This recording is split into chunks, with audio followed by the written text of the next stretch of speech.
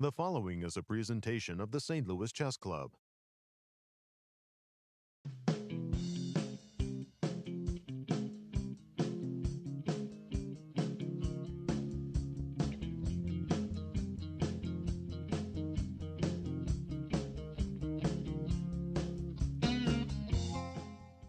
Hello and welcome to round 8 of the 2024 Summer Chess Classic. As always, I am Caleb Denby, joined once again by Grandmaster Yasser Seirawan. Caleb, as always. It's the home stretch. Yes, Two rounds left. The penultimate round. Yeah, and boy, do we have an exciting finale in store. Indeed we do, as we see from the playing hall after, I want to say 7 really rambunctious rounds of play. Do us the honors, tell us the standings. Yeah, well, it's shaping up to be an exciting last 2 rounds. For the moment, Andrew Hong has the lead just by a half point over 3 competitors, Robson, Awonder Liang, and Christopher Yu, all hoping that this is their chance to catch up. Exactly, and Grigoriy just on the outside as well. Standings for the Group B. Yeah, over in the B group, we have 2 leaders. Grandmaster-elect Andy Woodward and Zierk have separated themselves from the pack. Right. With 5 out of 7. Not a bad score at all. What is that, like +3, +4? +3, I think. Anyways, trailing them by just a touch is Begim Tokhirjonova with 4.5 points. Bravo, and she gets her shot at one of the leaders today. Right. So it'll be an exciting matchup. Raja Harshit also having a very nice event.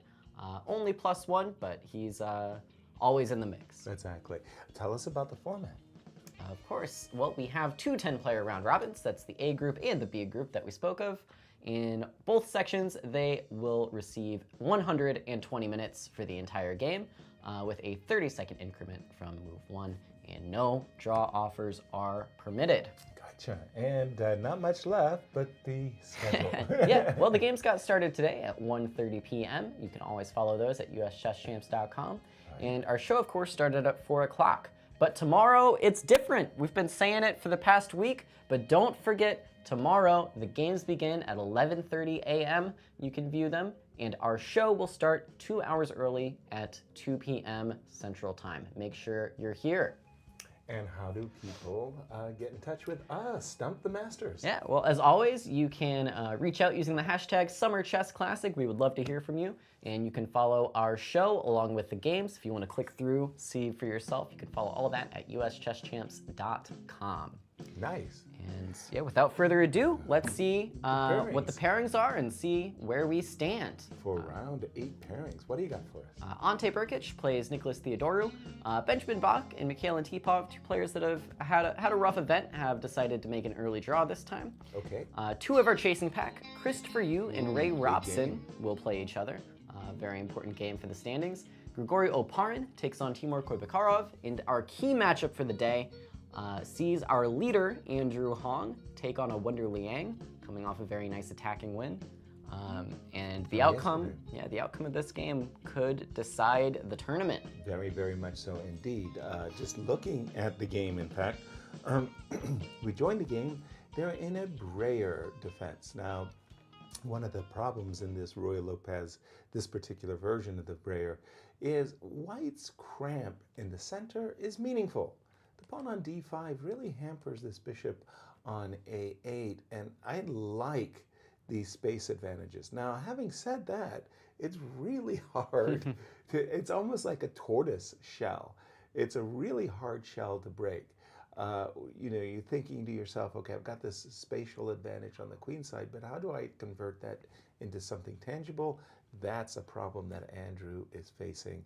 He's on the better side, but it's a draw. I'm going to say at this moment is the more likely result. Tell us about the B group. Well, while Andrew tries to crack open the shell, we've got exciting stuff in the B group as well. Josiah Stearman is playing Brewington Hardaway. Irina Krush takes on Akshat Chandra today.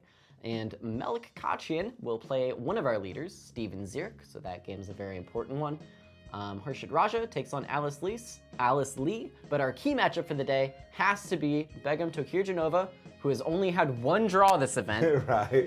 Just a half point out of the lead. It's her chance to try and take down Andy Woodward, the young man at the top of our leaderboard. And once again, this game could decide the fate of the event. Exactly. Let's just jump into this game because we were a bit stunned.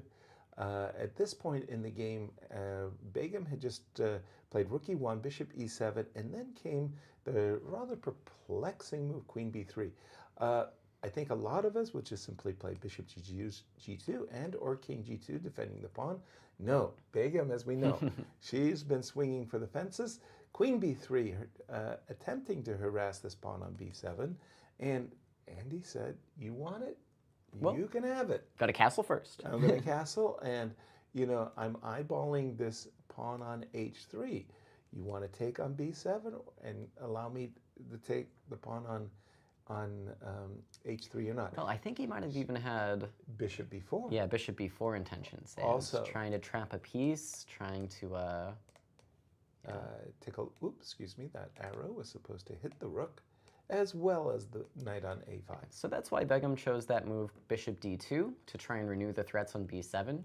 But now black's castled, black's safe, and you didn't do anything about that h3 pawn. And this is wrong. I mean, your queen was on c2. You could have had the same position with your bishop on g2, your bishop on d2. She's a pawn down. And she said, uh-oh, big problems. You can capture the pawn on b7, for example. Queen takes b7, yeah, bishop c5. Queen Hello, g3 is already Queen there. G3 is on tap. Looks scary. It looks very scary. So she did play bishop g2. The queen dropped back to f5 again, once again, renewing the idea of bishop c5 and maybe on a good day, knight g4 as well. Begim played the move d4, and this for me is a clear indication that she shouldn't have been playing around with the queen side. You're playing moves like d4, Yeah. allowing your opponent's moves like knight g4, h5. h5 I find is a very good move.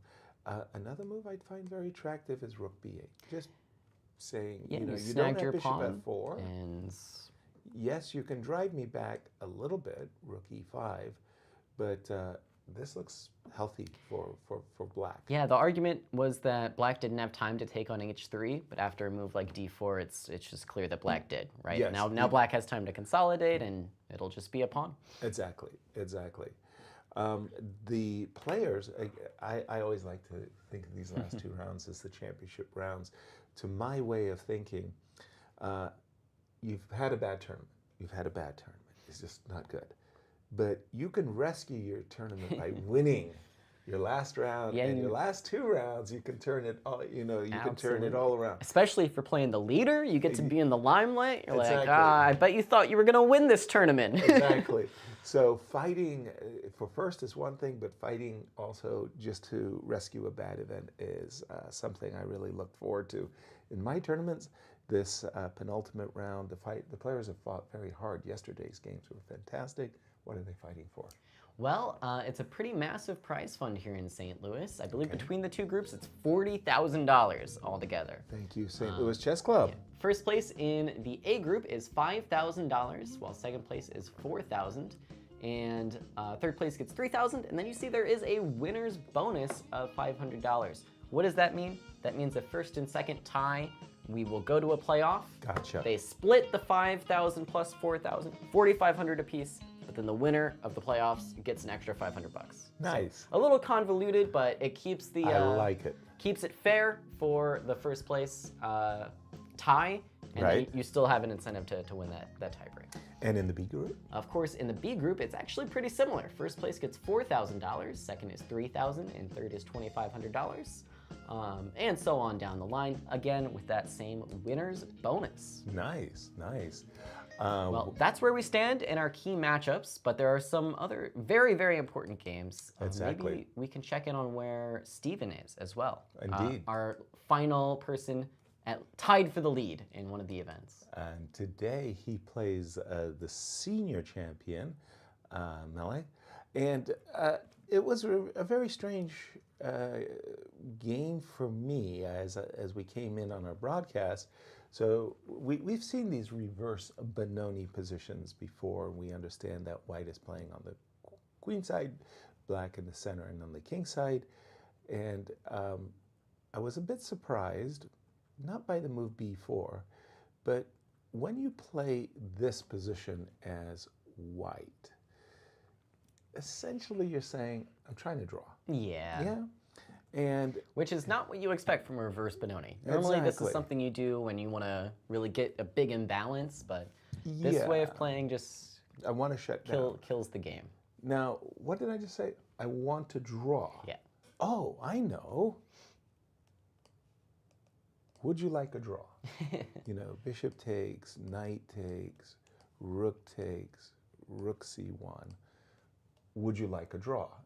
I mean, it's 4 versus 4, and there's I think there's no issues. Melik contrived, and it wasn't easy. He contrived to make himself slightly worse. Yeah. Why did we put our knight on a4? I think some players, and Melik might be one of them, are just like allergic to this playing for a draw thing. So much so that even if at the start of the round they come and they're like, listen, this event's not been going my way. We're going to keep it solid. We're just going to make sure we get through the game. But then they're sitting there at the board and somehow they convince themselves, I'm really good at chess. I should just try to win.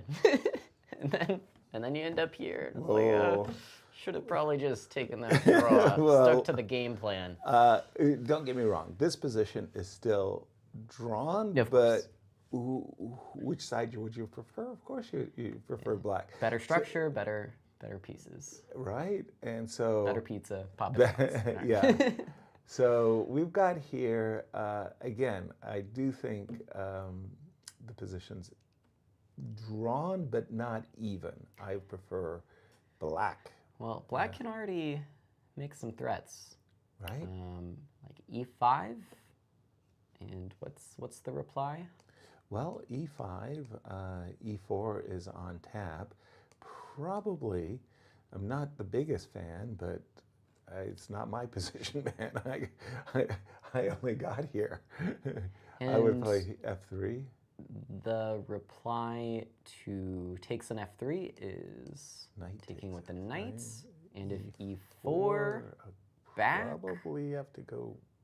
And I'm thinking back. bishop b4 is even there. Bishop b4 is even here. And then, sorry, that was supposed to be bishop to b4.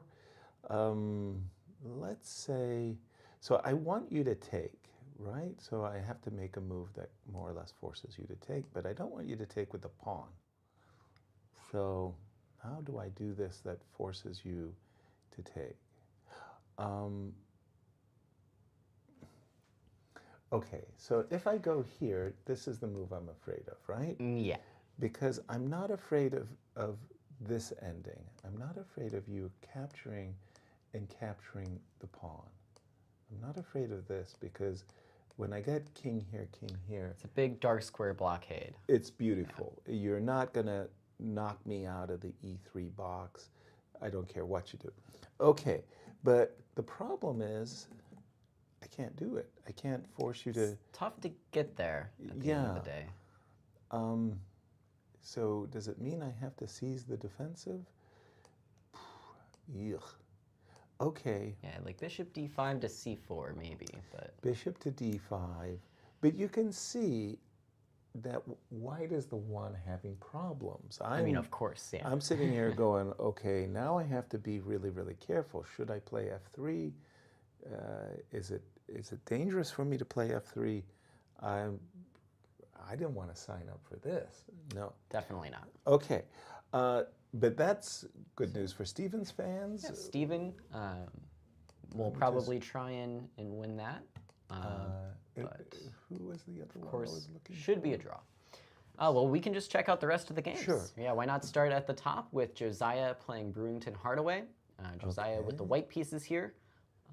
Has had a couple nice games this event, and a couple rougher ones. Shows an E3, or not Sicilian, an E3 Nimzo. E3 and so what is called the Rubinstein, the Akiba Rubinstein. So at one time, you kind of go back in time. It's so cool to understand how theory evolved. Today's players, if I sat down next to Andy and talked to him about openings, he has no concept of the evolution. He just knows that the engine says good, bad, good, bad, good, bad, good, bad. So at one time, when Nimzovich started playing bishop b4, all the classicists, and it was before Nimzovich as well, all the classical players are saying mistake, because it was strongly believed that two bishops were an advantage. Huge advantage. And you as black, you're starting to move a tempo behind, and you're giving up material. Yeah. So there was what was called the Samish opening. And Yasser, then, speaking for myself, some of us never got beyond that part of history. Right. So there was I play A3 and F3 against the Nimzos. Right. So the Samish said, hey, stuck in the 1800s over here. Right. If you're gonna give up the two bishops, give up the two bishops. Yeah. Well, later, much later, it kind of it occurred to people that b6, bishop a6, knight c6, knight a5, and the pawn on c4 was the target. It's true. It's so all true. The great Akiba said, I'm going to win the two bishops, but let me play e3, castles, and let me play knight e2. So now I'm going to have my cake and eat it too. I'm going to play a3. You're going to give me the two bishops, and I'm not even going to give you the double pawns. Yeah. A3 immediately is a kind of what we would call a Samish deferred. Yeah. It's almost like you're playing e3. But when you play the Samish, most often you're playing it with the idea of a big center. Yes. You want to play f3 and e4 with a3. So for example, castles, a3. I'm just going to transpose things out for a second. And this is more or less how thousands of games have gone. Yeah. I get the big center, and you I get always pressure. liked a funny move here for black. Knight e8 is Brilliant. one of the main lines. Yeah. And I like that, just putting all the pieces on the back row. And yeah, what's important in chess? Development, controlling the center. Right. Okay, black at least castled the king. King. I think it was Jose Raul Capablanca who first played knight e8. And the idea is twofold. To step aside, to not allow the pin bishop to g5. And in many cases, when white is playing bishop to d3, queen e2, and you're playing bishop to a6 and knight to a5, you got an extra guy to tag the pawn on It also, d6. A lot of times in these lines, black will play either f6 or f5 just to help defend the king a little bit. And Right. so clearing the knight out of the way for that. But yeah, the point you're making is when you do it with e3, it seems like you might lose a tempo. Right. But I would make another argument, which is you save that tempo back a lot of the time anyways. Yes. Because a lot of the time in those positions, you end up playing f3 to f4. Right. And in this case, white will try to play e4 without touching the f-pawn. And then later on, f4 will happen again. Exactly. Except for here when white also plays f3. But okay, so now, that's to me, just a little bit of a peculiarity. To me, f3 does start to say this is not such a good move order. Right. That's what it says to me. I'm not 100% sure I like what Josiah did with the bishop d3, f3 move order. I would have preferred knight e2. Yeah. So the idea is more or less on the terms that you were making, is that you can win a tempo back by playing f2, f4 once in the future. So your next moves are pretty straightforward. You want to play bishop e2, bishop d3, castles, and on a good day you want to play f4. Yeah, I'm in total agreement there. That's how I play these positions, at That's least. the ideal. Bishop d3, e5, f3. Yeah, I thought bishop d3 was okay. I thought we would just meet e5 with knight e2 though, and e4 might be a step too far for black. In my experience, we just go bishop c2. Right. And after castles, we'll go f3, and we are going to get to sort of break things open for ourselves. Fair, but I would point out that the c4 pawn is a little bit of a temptation for me. You can have them. Maybe not. Maybe not. You're speaking my language. I can have it. I'll take it. Bishop e6. I do start to think about d5. I'm willing to give you my c4 pawn if you do it the old-fashioned way and you go like put your knight on a5 or something. No, I want to just take it. Here, I think I will go d5. Okay. I give up an important square. Then I get a huge square, and I'm kind of happy about that. I like having outposts. Yeah. I think I will castle here. Castle. So I munch, and yay! I've got my heroic square. I agree. This poses a lot of challenges. The problem is the bishop on c1. You're going to go f3. I need to open up that diagonal. Bishop to d2, get into the game. bishop e1. It's a long strategical process, but at the end of the day, Black should be satisfied. He's got adequate control of the center, safe king, good squares first pieces. That's okay in my book. I think so. Yeah. I liked what you were showing with knight e2 first, because it's just a better version of this, I think. Exactly. You go knight e2 first. If your opponent wants, it's up to him. He can play e5. That's his choice. You go knight to g3. And again, your moves are pretty straightforward. Bishop e2 or bishop to d3. It depends. Yeah. Like you could go... We save a lot of time here. Right. And this nibbling in the center, eventually, f2, f3, takes place under better circumstance. Yeah. I don't like what Josiah did. And sometimes in the opening, you just, you do a mix-up. You do, one developing move, the wrong developing move first, and then suddenly you go, oh dear, e5, I've got a problem. f2, f3, no me gusta. Oh wow, e4 straight away, and now there's a h4 check. Yes, queen h4 check. One point I want to make is whenever I find myself, okay, so there's like out of theory and there's out of, your knowledge, right? So it's very easy to be out of your direct theory where it's like you don't have the moves memorized. Right. But when that happens, you still have a lot of knowledge about the opening, and how I like to evaluate is I compare it to what I do know. So I do know, okay, in the normal line, I go e3, e4, and f4, or I go f3, e4 in one go. And then you compare to here, and you're like, I've played e3 and f3, so this should be worse than normal, right? Worse than normal. And it's a nice shortcut to kind of evaluate stuff. If you're ever not sure what's going on, think about what you do know, right, and go from there. Shop and compare. Queen h5. White is on a losing track, and I hate this move. I despise this move. So, unfortunately for White, this move knight takes e4 is really bothersome. And I can assure you that the fight for this game is going to revolve around the e4 square. Queen h5, unfortunately, helps Black. Why? Because it's absolutely for certain, not immediate, but I'm going to go knight d7, I'm going to go knight f6. And why did you put your queen on h5? I mean, it's just bad. So what you had to do, whether you like it or not, is you had to play knight to f3. You have to play castles, and trust me when I say you got to go knight d2, even at the cost of the c3 pawn. There'll be your future queen h5. There'll be your future queen c2. But this is the way you fight for the e4 square. Yeah. You can't play queen h5 as well. So I already like I like this move a lot, queen e8. Black might want to play f5 later too, so that's why the rook stays on f8, I think. I probably like f5 better.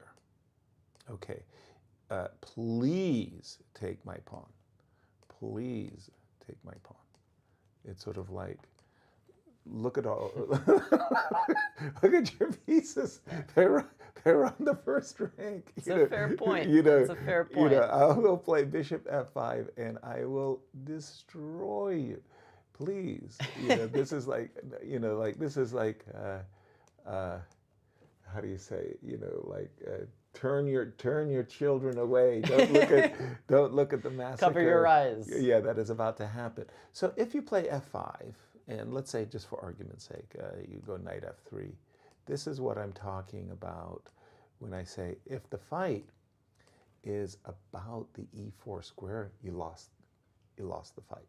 I've got the e4 square firmly. Why does it matter so much? It's because of this dark squared bishop on c1. That's why if this guy can't get in the game, white's lost is a strong word, but I would use it. Yeah. Like, you need that piece. Strategically speaking. And that's why I'm in no rush to take the c3 pawn. Taking the c3 pawn is kind of like knight takes c7 yesterday. Yeah, that's an assist to the bishop. The bishop is sleeping very, very nicely. Let the dog lie. You know, play your b6 and your bishop a6 business or whatever it is, and enjoy the proceeds. Queen e8 is okay. Yeah, it just prepared this f5 move and. Okay, and again, this is sort of like, if I don't go a little bit ballistic, I lose. Yeah. I lose strategically. So c5 is a bit of a, I've got to do something. My bishop on c1 is such a bad piece. Yeah, I will say c5 shows up not infrequently in these kinds of positions for white. For sure. But it's sort of like plan C, maybe plan D, where like plan A is you just crush through in the center and you play f4, f takes e5, and you give checkmate. Yay. Plan B is like, okay, maybe we'll play f3, e4. Right. Plan like E is, I'm in trouble. I got to go c5 and like let's lose some pawns. Let's go ballistic. c5 on the board. So we could take it. And it's a very good thing to take it. I'm just, you know, I've got such a massive light squared grip. d5 is tempting. What I would really, really love to do is play bishop to c4 as black. I'd love to play bishop to c4 as black. So I'm very tempted by the move queen a4. First of all, queen a4 kind of discourages bishop b2. Yeah. You know, I could. There could be a problem when your bishops are on b3 and d3 and b2. I could go queen b3. If you capture, this is what I was talking about. Bishop e6. Bishop, and I would have such a powerhouse grip on the light squares. You know, you can see that white's willing to give up a pawn. If you could put a bishop or queen on c4, you know, even at the cost of the f5 pawn, you're going to be lording over the position. Bishop on c1. Look, I'm a pawn grabber, so, you know, grabbing the pawn is perfectly fine. I'm just saying that, boy, it feels like Josiah's made such errors that I could really seek even more. Now, this move, b6, I like. It's one of those moves where you're looking at bishop a6. But at the same time, I'm kind of saying to my, oh, he did play queen a4. He's coming in. Okay. I like what black has done. Okay. Takes. It's a little, maybe a little bit of relief. Just a second. So it's a timing thing. Yeah. Why did I really need b6? Queen a4? Yeah, one thing we should note is if white ever takes on c5, I don't think we reply to that at all. No, we don't care. Very, very grateful. So we don't need b6 for any reason like that. Right. So yeah, I agree, queen a4 straight away, and bishop's a little more flexible. Well, if bishop e6, white might be intending d5. I understand. For the moment, in the game, Josiah has played knight g3. Shall we imagine that that would be the case here? I think so. Okay, now let's just pause for a second here, because I feel like I'm on the precipice of victory here. Yeah, this bishop on d3, this pawn on d4, everything's... very hanging, loose. Let's just have a quick gander at this. Okay, I'll try. I'll do bishop takes e4 to start. Right, exactly. Pawn takes I must. e4. knight takes e4. And here I definitely have big regrets that my bishop is not developed.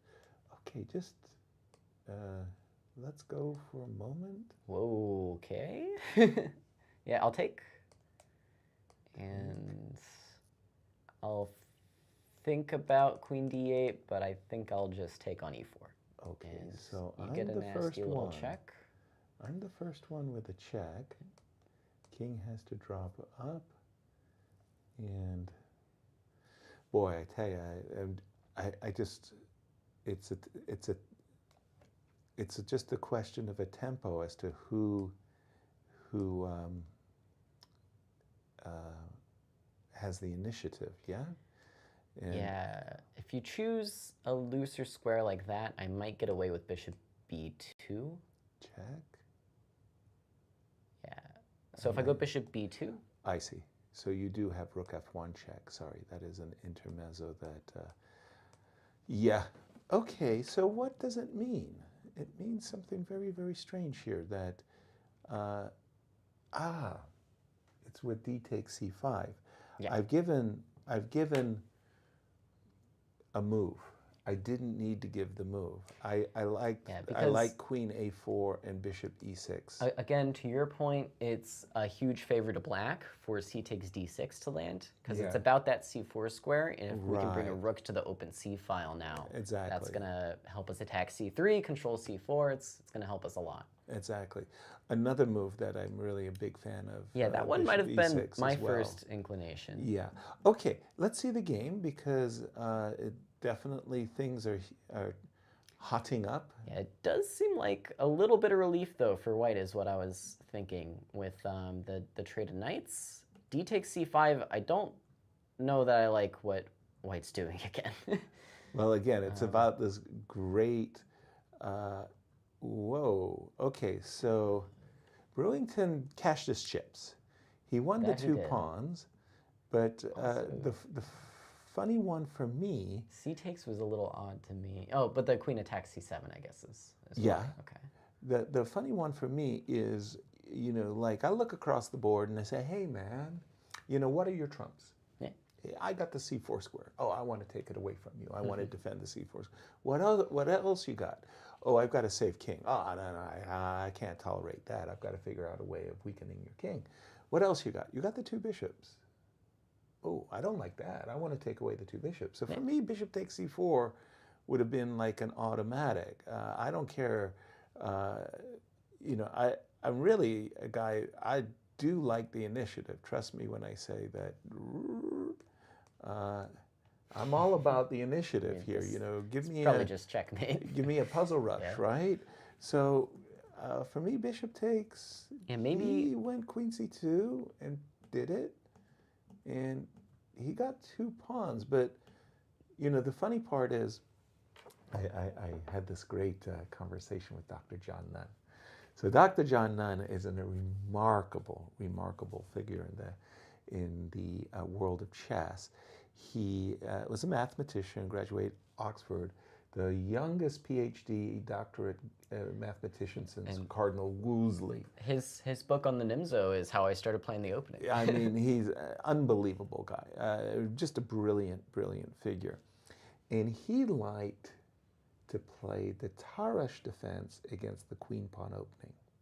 Okay. So he played the Tarrasch against Ulf Andersson. And Ulf Andersson gave him an isolated queen pawn, and 120 moves later, John was taken out on a stretcher. It was over. I mean, yeah, you know, it was too much torture, and he lost. That's fair. So he played the Tarrasch for a second time, and this time he blundered the isolated queen pawn. Mm-hmm. He had no weaknesses in the position. This is great. This is great. And he drew very easily. Yeah. All my pieces can move. There's nothing in the way. Something very strange happened in this game. White had weaknesses on e3 and c4. They're gone. Yeah. Now he's got an open bishops. You know, like, hey, wait a minute. You know, if I get activity, rook c7, those 2 pawns you might regret having won the weaknesses. And I think we're up to date. We just do this quick.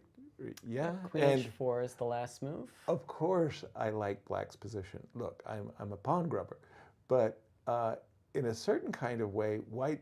This might be the best position White's had since he played bishop d3. Yeah, white made progress. Well, to your point, can I play a little aggressively and play bishop d5 after this last move, f4? Bishop to d5. And again, I love that move because it's one of those, I look across the board and I see you got the 2 bishops. The one concern I might have... Yeah, it's these tactics, and if I take f3, and I don't want to take g2. Nope. So I'll take back, and okay, there's some ideas. Let's just see. Being brave with queen f3, but I'll be brave. Yeah. I'll hold on. It's kind of weird. Okay. I'm in a pretty gross pin.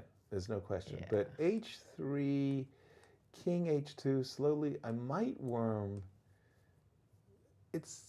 Your king is a little bit, okay, you're 2 pawns up, so you want to do it nicer. Yeah. You know, you want to, I think you might be winning. That's my thing is, but at you least want in to this, do it nicer. In this case, I got rid of those bishops. Right. So that's why that attracted me. Right. But the details are very important, of course. Yeah. And if not this, like, I can't really go to f7 with my bishop. I can go to d3, but I'm not going to be safe there. It's hard to find squares. Bishop d3 actually I find attractive because the similar reasons. When you played the move bishop d5, and I played bishop takes f6, you would just love to play rook takes f6 and trade the bishops. Of course. But the bishop, because the bishop was hanging, you ended up taking on f3 and allowing me bishop g7. And huge news over in the A group. Our key matchup of the day has ended. We thought Awonder Liang was on the worst side of things, but and he was. He's got the fortress put together, and Andrew agreed he couldn't break through, and they've made a draw. Wow! Somehow I had expected. Okay, they did. They did reach a repetition, but they did it in a different way. Knight b6. Yes, we were talking about this, and I was saying that if I'm black, one of the trades that I would aspire to is to trade the knight on b6, because at least in that way I get a really good bishop. You know, I've got a bad bishop on a8. Give me something. Give me something in return. Knight b6, and Andrew said, well, I don't want to trade. And then Awonder says, okay, but let me get an anchor square for my knight. Let me play bishop to b6 and knight to c5. It's back and forth. I don't want you to get that. Well, and this is how they made the draw and repetition. For Awonder Liang, he was very pessimistic yesterday. He kind of came on the show, I'm getting lucky, I'm getting unlucky. Yeah, Andrew wants to beat me tomorrow. Some of it might be false modesty, but I think he is just a very easygoing guy. He likes chess, and you know, I think he goes where the game takes him. Exactly. Well, in this case, a draw, that kind of sets up maybe an opportunity tomorrow. I think he plays Ray Robson. Yeah. The #1 seed, Awonder Liang, will be half a point behind Andrew. For Andrew, this is not a bad result at all. I mean, he basically is. I mean, Christopher has to win. Pressure's on Christopher and Ray Robson. If either of them can, their game just got deleted. It's crazy. Well, that's not good. It's okay. Glad we saw it when it ended there. Is it over? Yeah, I think they've made a draw, actually. Oh, so this one is still in progress. Sorry, no, just the Andrew Hong game that we were looking at. All the moves disappeared. I see. But sorry. This one is still in progress. They've got themselves a rook ending, it looks like. It looks like a drawn rook ending. So Christopher plays this Albin. Is that what they call this? It's not the... Alapin? Alapin. I don't know how to say it. Yeah, I don't know. I've always said Alapin. C3 Sicilian. Yeah, that's the other thing, is the C3 Sicilian. Knight F6. So there's a school of thought, that the c3 Sicilian is bad. Yes. Why? It doesn't fight for d5. Well, it takes away the best square for the knight. Yes. On c3. So if you're going to punish, and I'm not saying you are necessarily going to punish the move c2, c3, you can now play a Scandinavian with no knight c3.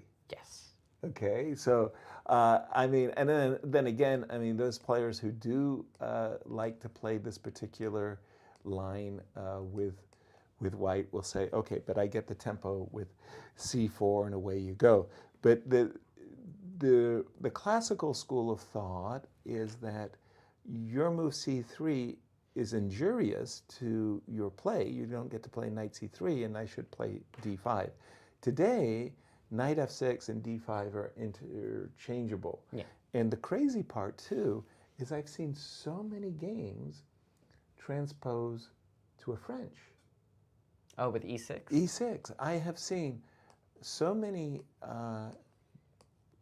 advanced French defenses from this move order than from the French move order. Well, that's the thing is, I think with the current state of things, okay, the advanced French isn't bad, but I think French players like to play against it. Right. And these days, people choose their Winnowars or their Taraches against the French. They seem to like those more than the advanced. So with this move order, you can play a French without worrying about all that complicated stuff. Right. Just only the advanced. Only the advanced. So knight f6, and we get to this. Now, very recently, c4, bishop c2, knight c... Hold on, let me just put this on the board, because I always thought that this was a kind of a fun, and if Christopher's looking to 40 ply, trust me when I say he has calculated these lines. And g5, check it out. There's some fun stuff that's going on here. I'm not 100% sure. I'm going to give Topalov the credit and say that he introduced this line with g5, and it's fun and complicated. None of this happened because Ray said, hey, what's wrong with d6? Takes, knight a3, a6. Okay. I guess the idea is that d4 and knight b5 is so treacherous that you'd rather take a whole tempo to stop knight b5. Remarkable. Knight e2, that suggests to me two things. White is aspiring to play d4 and bishop f4, and by not putting the knight on f3, he is saying, I'm not going to let you play bishop g4 against me. Sure. Okay, g6. Okay, a little bit of a head scratcher for me. Maybe likely I'm being over. Yeah, this is I'm asking too much from the position. I'm setting up a Maroczy bind with my pawn on e5. Yeah. Probably I'm over. It's a bit of an overreach, probably. d4 seems like one way to try. I have no idea though. Yeah, well, in this particular case, the good news is you do get the bishop out with a tempo, and that we do. I don't like that. So e6, but g6 was Ray's decision, and it seems okay. Okay. Knight g3. Wow. Once again, I'm seeing some computer stuff here, because a lot of times when I see natural moves and then I see natural moves eschewed, like avoided, I'm saying, well, they did that purposefully. Like some engine has told them that this is the idea of knight e2. Yeah, some knight e4 and c5 is loose, or even an early, like, I almost want to say f4, f5 type stuff, but okay, it's beyond me. Knight a5, reminding white that okay, and in view of knight e4, he's just going to giving you some space to work with. Oh, he went queen c6, not queen c7. I did tax a knight. Bishop c2, bishop g7, queen f3. Knight c4, knight takes c4. Well, at the end of all the toing and froing, and there's still more toing and froing going on, knight d7, don't you wait for bishop f4 or f4? I mean, I don't see why black should be in trouble. Oh, on the contrary, I think that black has actually equalized pretty comfortably. Yeah, more space, pieces are out. Yeah, I mean, we can say we're not in the opening anymore. We've almost just gone zipping by the opening and right into a late middle game. Yeah. But seriously, from the opening, black, no weaknesses, and I think black is more than fine. Bishop to e6. And then we're just in an easily drawn rook and pawn endgame. Seems like they will get there. Kind of funny that Christopher didn't go for the king and pawn endgame. like, okay. 4 versus 4. Wow. Not for nothing, and I think this is a very, very important lesson for everybody who's watching the show. In these positions, very importantly, play the move h4. Yeah. Please. Just get your pawns on h4 and g3. You will save yourself a world of hurt. You know? Well, we saw that in Begim's win over Brewington. Right. She got, in this case, it would be like if black got the pawn to g4, yeah. She got her pawn to g5. Exactly. Reversed and caused some problems. So, I mean, in this position, like, you know, you're kind of like asking, I don't know. Let's say I go here. Play h4. Just get your and also from black's point of view, play h5. Yeah. Play h5. Yeah, this is just the most solid, whether you're on the attacking side or defending side. f7, g6, h5, f2, g3, h4 is a lot of times your best structure. Yes. The players, again, in rook ending that we expect to be drawn, yeah, but I really want to draw attention to the clock times, if you don't mind. Well, take a look at the clock times. I mean, nothing new. Christopher Yu's up an hour, Ray's down to 10 minutes, but I think they are actually repeating moves, I should say. So but an hour 16, it kind of means that for Christopher, I wonder once again when his, trust me when I say he's still in his prep here, right here, and queen f3, again, it looks like a very artificial kind of move that probably engine inspired. And yeah, I'm not sure where it ends. Queen, yeah, right? Queen h4. So right here, probably white's slightly better after bishop g5. You know, you're going to get a double pawn over on that side of the board.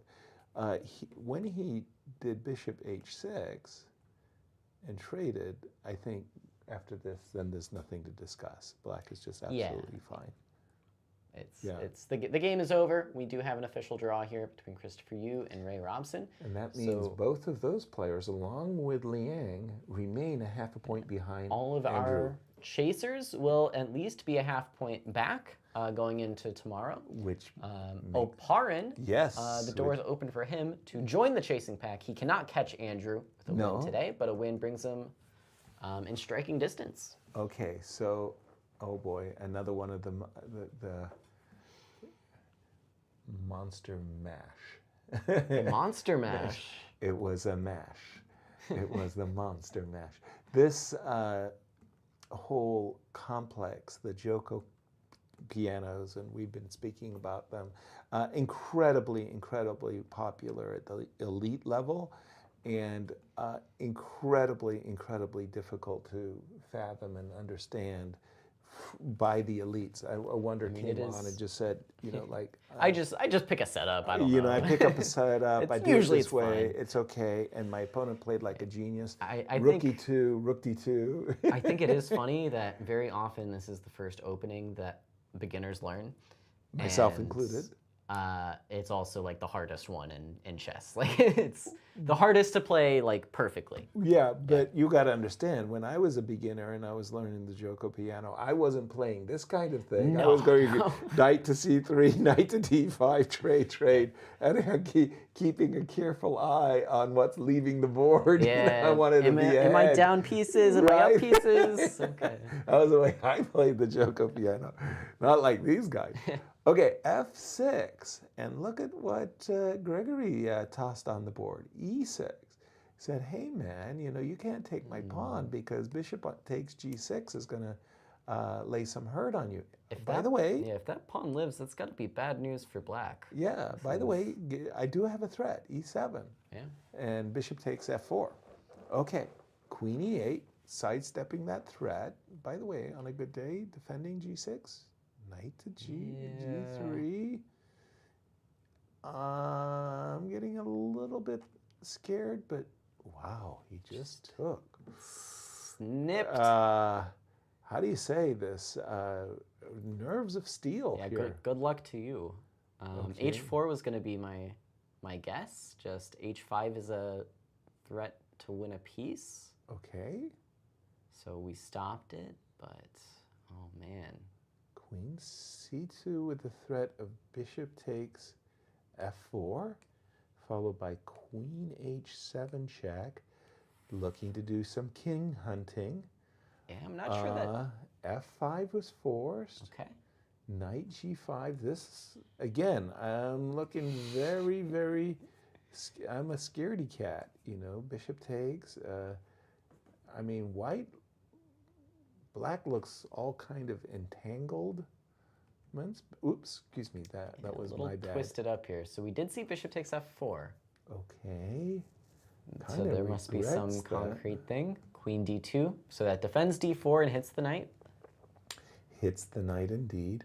And apologies, but I'm kind of... F5 going to be capturable soon? I'm not... So... I'm analyzing with Boris Spassky. Yeah. Blah, blah, blah, blah, blah. We have a postmortem where I have these knights. Where did I have them? I think they were on a5 and c4. I'm black, so I've connected knights. Yeah, connected knights. And I said, I was very uncomfortable in this position because my knights needed to stay on these squares, and I couldn't untangle them. And I said to him, they step on each other's hooves. And he said to me, Yasser, very good. In Russian, we say, which is stepping on each other's hooves. Yeah. So he said, I became world champion when I realized this. I was like, damn. So I don't like the move bishop takes f4. Let me just play rook a3. I was going to suggest queen d1 as well, just because our queen's kind of in the way now. I just want to take on f5 and defend my d4 pawn. And then, because rook a3, I can understand being a little afraid of bishop takes d4. Right. Queen d1's fine, and we'll look at that next. You want to double up? No, not necessarily. It's how do I say? It's the idea that when you're attacking, you make sure everybody's invited to the party. Yes. So you send out invitations. So maybe you're right. Maybe my queen is better placed elsewhere, but I'm looking at my rook on a1, and I said, dude, you got to get in there. You got to get in the fight. So I would play rook a3, almost as a kind of automatic, not even thinking. Well, I was just... Because you can't take. I can't take. I will take, and I will... Aha. I will get you. So I think that bishop takes d4 is verboten, forbidden. You mentioned that, well, you want to double on the e file, which I do, but I just want to play rook f3. And the idea that your knight is somehow, again, you're stepping on each other's hooves and stuff. But you're right, rook on a3 to e3? It's not a bad sign. Not a bad thing. And also, let's just say queen to d1 for just a moment, because you are that snipping Hitting the pawn. h5, hitting f5. You're hitting h5, you're hitting f5. So I like the looks of this. I like the looks of this. Just kind of kill me. I hate my. You'll hear me saying this throughout all of our broadcasts. I hate being in pins. Yes. And to my mind, like that queen on e8 and bishop on e6 feels a little insufferable. You can take a pawn, and it's a good pawn to take. By the way, it does feel like I've been a little shortchanged though. Like you go knight f8, and all you got is your pawn back. I'm like, I don't know. I thought I was really getting somewhere. and then you look up. I could have been a contender. Yeah, going back to beginner chess, you look at the side of the board and you count how many pieces. You go, oh, no. I'm not winning at all. Yeah. So queen d1, but rook a3. That didn't happen. Grigoriy So I think, yeah, he was playing concretely. Rook a3. So he's still got similar ideas. Rook. Yeah. I'm not sure that. Not sure bishop f4 was needed. But for sure he had this in his vision. Yeah. So he wants to play rook here. No question about it. Give me the knight. And if you move the knight, give me the h-pawn. Correct. With a tempo. If you move the knight, give me the h-pawn with a tempo against the rook, and guess what? That rook is defending. Now, if you go queen d6, I guess that is the question. With the idea, then I hit you with this one. And stop for a moment. We just stop. And I always do this. I genuinely do. Who's attacking? Remember what I said about sending an invitation out to all of your pieces, calling far and wide. You look at the position, knight on g5, knight on g3, rook on f3, rook on e5, bishop on b1. Not bad, by the way, because it does hit f5. That's a nice Queen piece. on d2. You're defending with a lot of guys as well. I'll give you credit for that. But the moment you are a rook behind in terms of, who's at the party. Yeah. And you might be missing a big bodyguard. That's a big guy. So it feels like white is winning at this moment. And white has played a move. Is it rook f3? No, that's my play. Sorry. That was me. I will refresh. It is rook f3. Okay. So- I haven't gotten a chance to say this too often because we haven't been right that often about the players. These guys are good. They're very good. I mean, that rook a3, rook f3 plan, that really, Good I stuff. like it. I like it. Queen d6. Yeah. So we're going to see. Rook e5 is nice. Let's see There's the fun. also a What else? concrete rook takes f4, but again, I feel like we might cash out for too little there. That's a cash out that, what do I get? It's enough to tempt me. The problem, once again, is the pins. So I think I might even have knight takes h5. Bishop takes. And pawn takes. Okay, just a second. Hold on. So the simple one is to take e6. So if you took on e6, I was saying the problem I'm seeing is the pins. Certainly. But I mean, it's not the end of. It is the end of the story because knight takes h5. There's a check on the first rank. You don't get to pick up this guy for free. Okay, so but your knight takes h5 is an intriguing move. I kind of like that move. Well, yeah, maybe you're going to give me back in exchange somehow. And It's not intuitively obvious. so if I take on g5, hg5, rook g6, only choice, knight f4 was the point, bishop f7. Yeah, this. Where do we land? Rook e7? This one I definitely don't like. This one But there's rook e8. Oh. Yeah. Well, what's the bishop ending? Three pawns on the. Yeah, this is a big majority here. Yeah. This is a big majority. But it's an it feels it feels like I liked your rook e5 move maybe a bit better. Just a second. Queen d6, rook f4, queen f4, let me just check one thing, because this is actually pretty fancy here. Knight takes e6, bishop takes g3, right? Yeah, that's fine. So knight takes h5. How did we get here? This is all very rook g6. forcing, though, wasn't it? Yeah. And I could also play g4.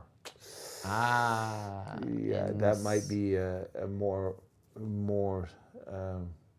powerful way of playing this. Yeah. Yeah. That's one good thing. Okay, so I've got to cash out.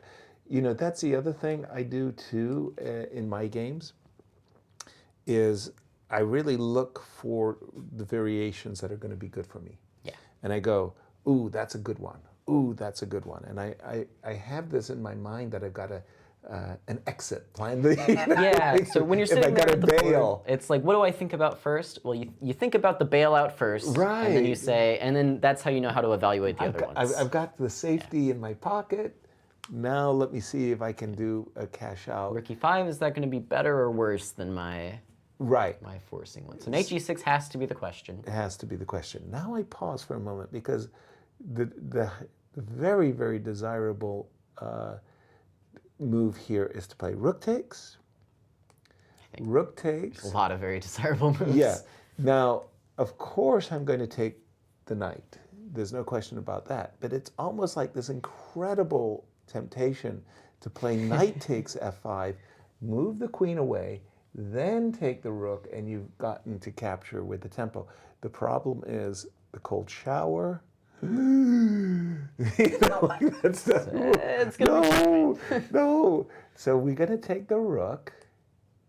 You're going to take my knight. We're going to take with the tempo, because everything that we calculate, we love all of these forcing moves. Now, where can the queen go? I presume to e8. You want to avoid light squares, or d6. Where can we go? I think d6 makes sense. Okay, now we jump in. And so we've won our pawn back, and I'm still in the hunt. This feels really good. This feels like I feel like I'm. Feels better than that other line. Yeah, I mean the ending is nice, but this one still h5 is gonna fall. Right, and I still have the rhythm. I got the flow. The other thing here is bishop takes f5. It's a thought. Bishop takes f5. Just shall we have a look-see? Rook has to go, right?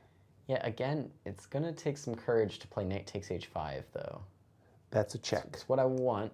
That's a check. Oh, so no, I meant rook f6. Rook f6. And I said it's going to take some courage here to play knight. Oh, takes I'm not h5 taking on h5. so No. I was just taking it, and now I'm looking for an introduction of my queen.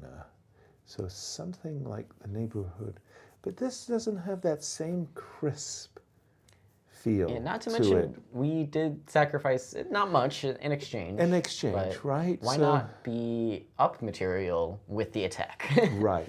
Okay. So. One more look. Shall we have another look? Of course. Knight takes. Yeah, this one was the first one that crossed my mind, but I am assuming you take. Knight e5. Okay, I'm assuming we take. Yeah. I'm assuming you take. We take. This is terrible. Yeah, black is doing great now. No. Or no, black's doing terrible. Black's mated? All right. So I'll take with. It doesn't matter. The pawn. Oh, well, that's even easier. Sorry. And queen takes knight. Yeah, and we pause for a moment. Look at the king. Yeah, I see the king, but okay, it's not without. Look at the king. All right. Queen g5 check, or bishop takes f5. Yeah, it's pretty good. Take your pick. There's no pawn shield. What I expected, not that you're happy, I expected this. We've got a little bit. but at least in this got case, G3 covered. you do have G3 covered. It's not a great solace, I must say, but okay. So we think Grigoriy is going gangbusters. Yeah. I mean, okay. To me, the simplest one was Rook E6. Yes. And we take everything. We take F5 with tempo. Queen G5. Queen G5. Bing bang. To win the game. Yeah. The big boom. Just lay the bamboo stick on the king side.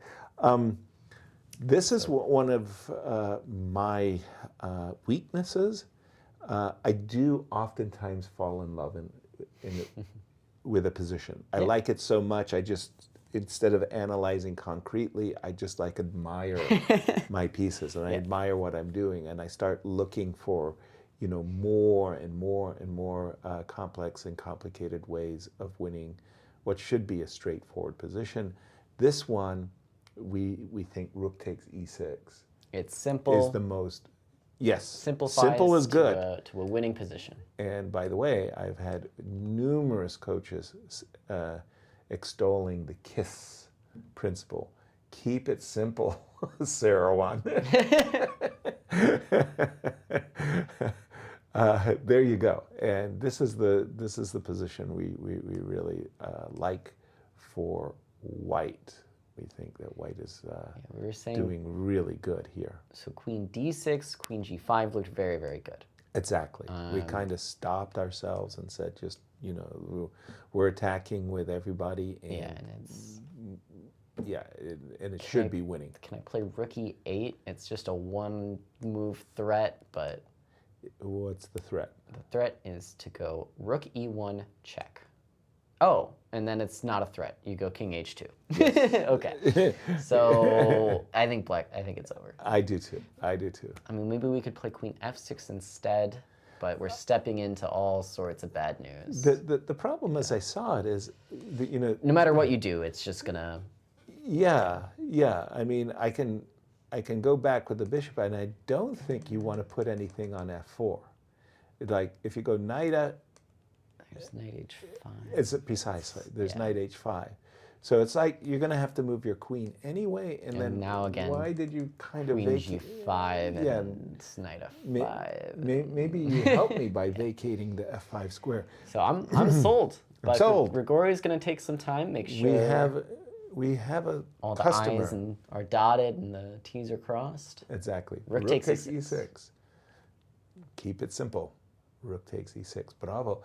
Let's just take a look around. Remind me again the results thus far.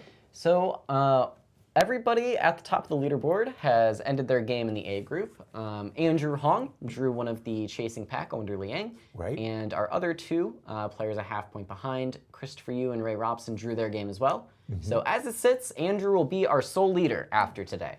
Grigoriy is hoping for a victory, which would catapult him to a tie for the second. Tie for second, yeah. And he would be half a point behind going into the final round with all to play for. And then finally, the last game that we haven't taken a look at.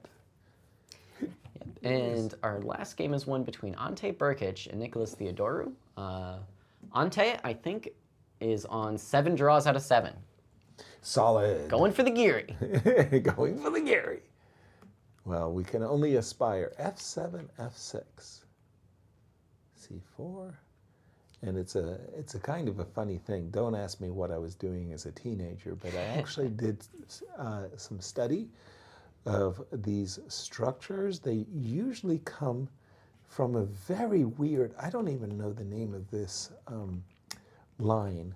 It's a very weird and complicated line that goes B5 and knight here. And it's sort of like you end up capturing this knight, and you go D6 and F6. Yeah. Once you get rid of the light squared bishop, you weaken all your light squares because and then the claim is it doesn't matter anymore. Yeah, then you jump into your tortoise shell. And one of the things I really, really liked as a player is I was an agent provocateur. I love to provoke my opponent, so I would look at variations that I was sure would, get them to the point where I got to kill this guy. Like this guy is taking too many liberties. And this was actually a funny one because I was convinced that this line was actually good for black. I was convinced, I think it was King E8, yeah, that it was good for black. Queen H5? Hold on, do I have to play King E7? Now I have to remember how, apologies, I'm not even that you could sacrifice a knight on F7 for 2 pawns, but you couldn't sacrifice a bishop on F7 for 2 pawns. So I was convinced that this was good for black, and so I could get away with it. Once again, the current position is similar, as you can see. You've got your pawn on F6. What have we got here? Rook A6, knight E2. Do you think Nikolas was... You're making a mess. Nikolas did not play bishop B7. He's playing for advantage by refusing the draw and rook E2. And now white is saying, okay, but just a second. If it's my turn, I want to play rook to D2, and I'm targeting your backward pawn. So can we... No, this is wrong, right? Well, what's the story? C6. Bishop D7. Do I trap that queen? I don't think I do. There's always the D6. So. Yeah, the pawn, the D6 is absolutely hanging. So no knight B6. So Nikolas might have to just do something very, very ugly. Yeah, so that he can... There is knight B8. I'm wondering if Nikolas would, just knowing him, he might have some trick after knight B6, queen C6. Like, can I play? I know it's obscene. Rook A7. Okay, so now we're talking. Now we're talking. Okay, hold on. I'm breaking through. Wait a minute. C5 is hanging. And yeah, bishop D7, C5 hangs. And if it wasn't that is the end of the story. Right, because I understand. I mean, if you don't have queen takes C5, it's a very nice and very funny looking queen trap, right? That you can't go anywhere, but queen takes C5 is so yeah. a darn but good okay, answer. Knight B8 is there, and it looks rough. But if the knight has to do something on F5, then it has to do something on F5. I don't like the setup for black. I think that everything is kind of wrong because with your pawn structure, the one thing that you're really aspiring to do is you really want to go D6, D5. Right. And I don't see what planet will ever allow you to do that. So let me play an incredibly bad move, G4, just to kind of demonstrate why I think black is in deep doo-doo. So G4. Queen G6. G4, Queen G6. H3. Okay, and if I go bishop takes F5, you're going to go knight H4, or just there, and then if I take, you have knight H4. Precisely. That was my trick. I've got a fork. Well, I'm not convinced G4 is a bad move then. Yeah. Well, the idea was I just want to maintain my knight there. Yeah, no, I think it's a good idea. Just to maintain. Because you're facing some serious music down the D file. Rook E2 to D2 and da-da-da-da. I understand we're about to be tested. Yeah. Social media wants to ask us. I think we have a question from the chat. Maybe we can see baby. We're ready for you. Bring it on. Okay, John McAllister asks, I guess I would ask Mr. Seirawan if he could play a match against anyone in their prime, who would it be and why? Well, I never really got to play Anatoly Karpov a match in his prime, which was really, really a lot of fun whenever I played him a lot of games. And I played Garry Kasparov a lot of games. Again, we didn't play a match. One-on-one, 16 game, let's duke it out. Yeah, let's duke it out.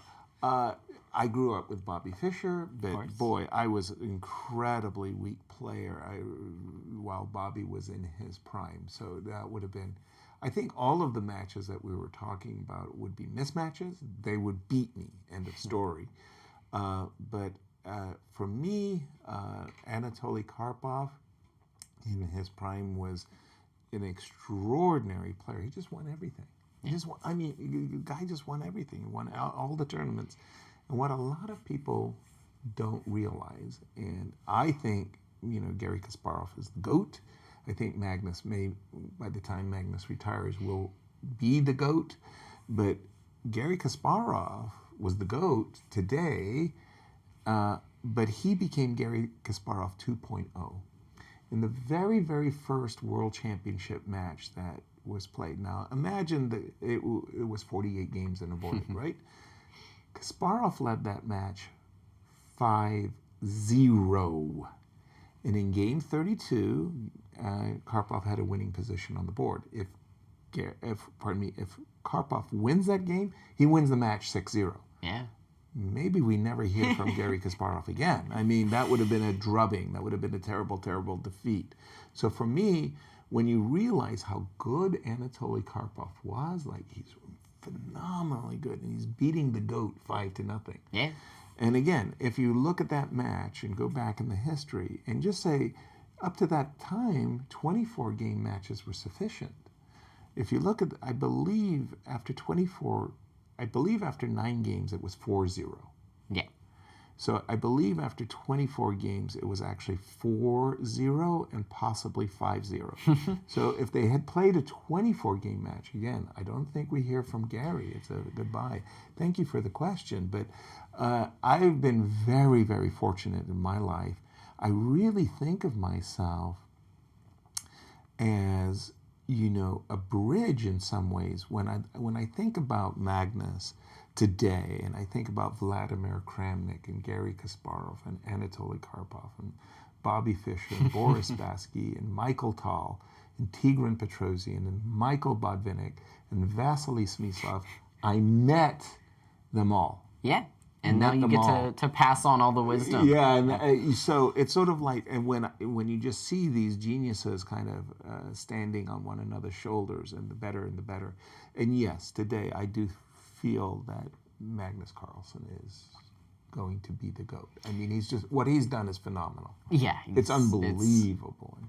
He reminds you every tournament how good at chess he is. How really, really, really good he was. And I really like this one story that Peter Leko shared. So Peter Leko, I believe it's from Tata Steel. So the Tata Steel organizers have invited Peter Leko to be the commentator. Hey, great. So he's doing his thing, and days are passing, and he's looking on all these top games, and Peter's saying, oh my God, in my file, this was this and this and this. And wouldn't you know it, the Tata Steel organizers, they have brought to the tournament a guest of honor. Okay. Anatoly Karpov. There he is. Great. So the organizers, Jeroen Vandenberg, says to Anatoly, Talia, could you go and say hello to Peter Leko? What? Yeah, Peter Leko, man. He's broadcasting. Oh, I'd love to. Yeah, but you can only stay an hour. Karpov stayed 3. Oh, yeah. You're not telling Karpov, get off air. Get off air. Right? Okay. So Leko's he's super happy. Hey, man, I got this guest sitting in studio. This is the best thing since sliced bread. This is great. How you doing? Fine. What do you think of this position? Bang, bang, bang, bang. Wins. Okay. Peter is like, damn. Okay. What do you think about this position? Bang, bang, bang, bang, wins. Okay. I like white. No, you should like black. No, I like white. No, you should like black. Okay, let's go. Bang, bang, bang, bang. Oh, Peter stops. So what happened for the next 3 hours is, old Anatoly Karpov, the old geezer, he doesn't have chess engines. He's not working any day. He has this incredible feel for chess. There's some people. Bobby Fischer had that natural, but he trained himself terribly.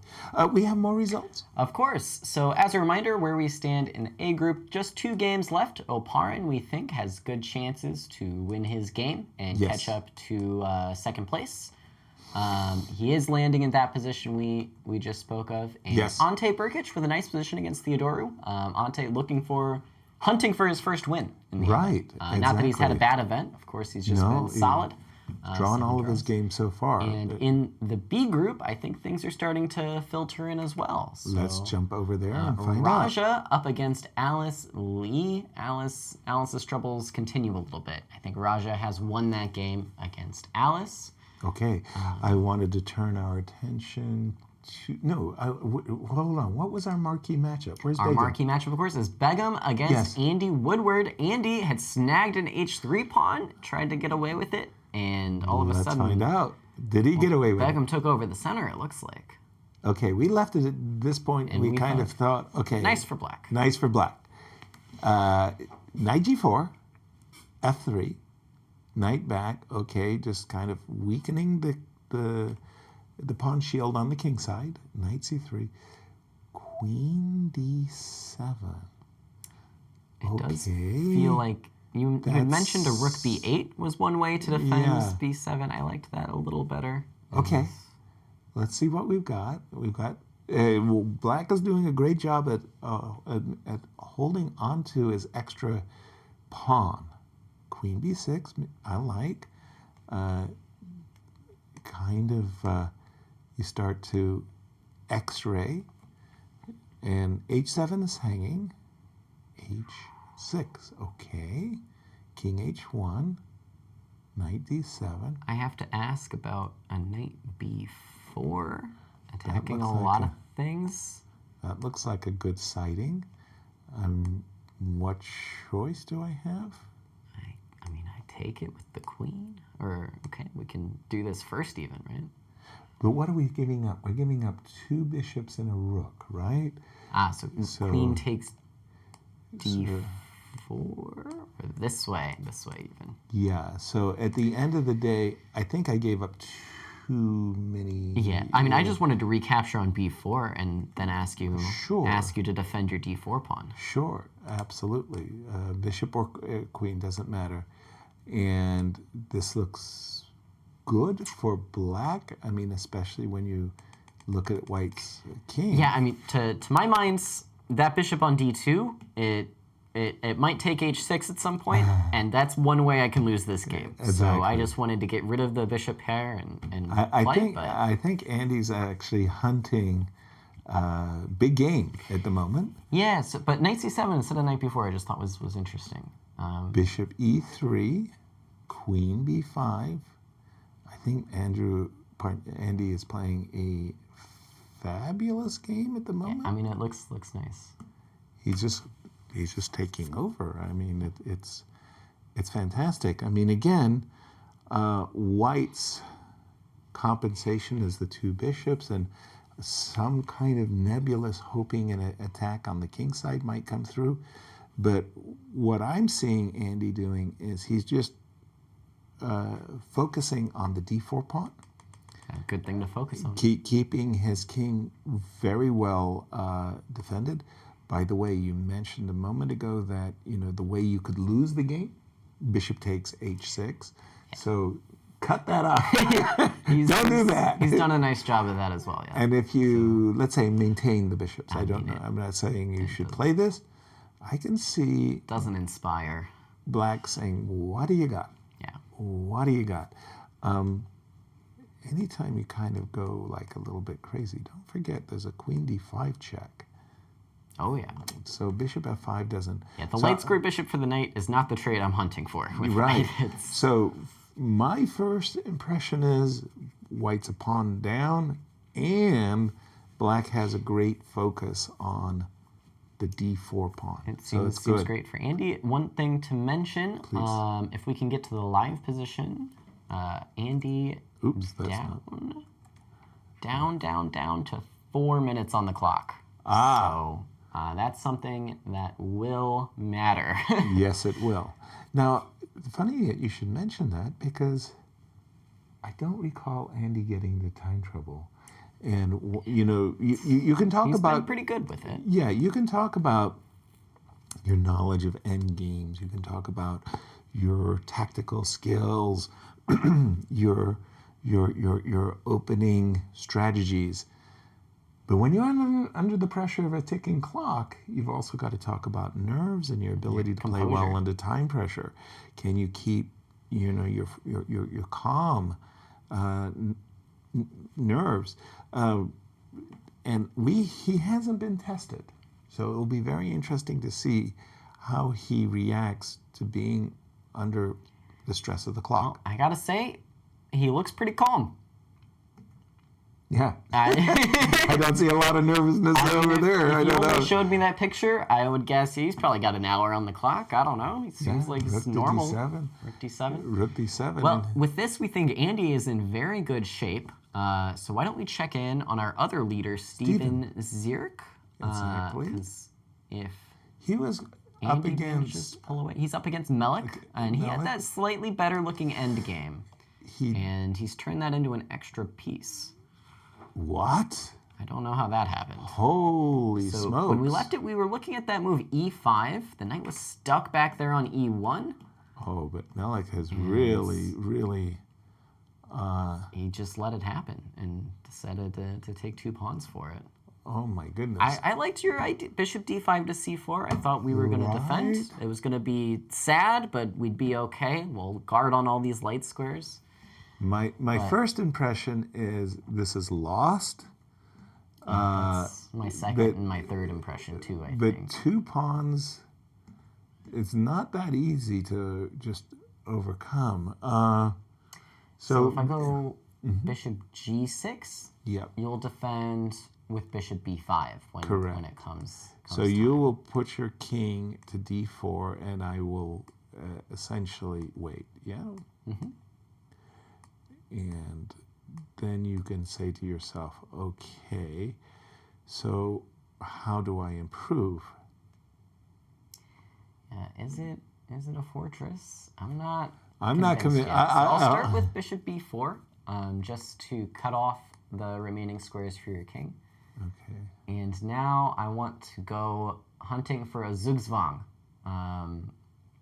Sounds good. I'll go. Where will I go? Hunting for a Zugzwang. You heard it here first, folks. Yeah. I want to interfere with your bishop. My dream is to play bishop F3 check. Bishop F3 check is a good one. King to D2, and to keep pressing away. So maybe bishop F7 here. Let's just try it directly. And bishop E4, or D5 rather. Okay, so here I really have to pause because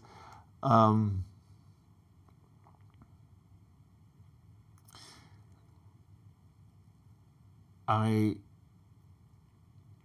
wonder if I should give up my D3 pawn. So your bishop E8 seems... So it's like bishop A6 or bishop E8. I would lean... I think he's relying on bishop E8, to be honest. Okay, so bishop E8. So check. King D3. And bishop takes H5. And let's put our bishop on the square that we need to do it anyway. So check. Mm-hmm. I guess G2. Okay, so king. So we need to put our here, here, and here.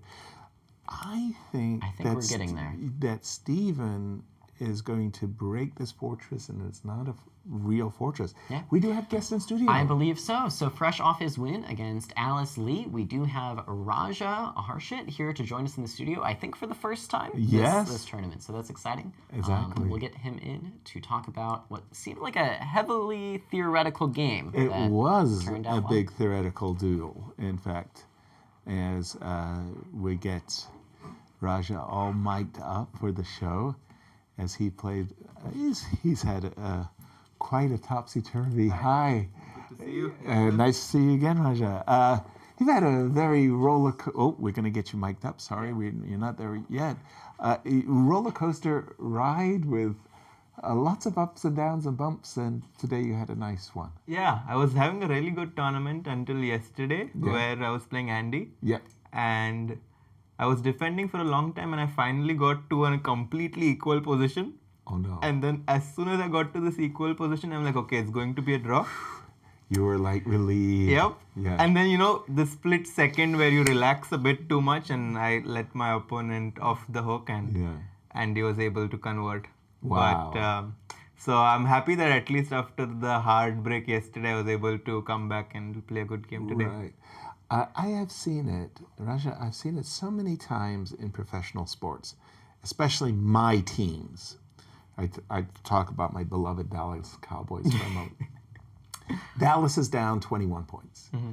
And they come rushing back. It's unbelievable. Mm-hmm. Like they tied the game and then they collapse. Mm-hmm. It's like it's terrible. Once you got this feeling like the worst is over. Yeah. Tell us about today's game. You're playing against a very young Alice Lee. Is that intimidating, by the way? I mean, I knew she's a very good player. And after yesterday's game, and I've seen some of her games and she's really good. Right. So I didn't know how to expect, I saw that she's not in the best form. Right. Yeah. So I tried to actually not prepare and just rest and take it at the board. Right.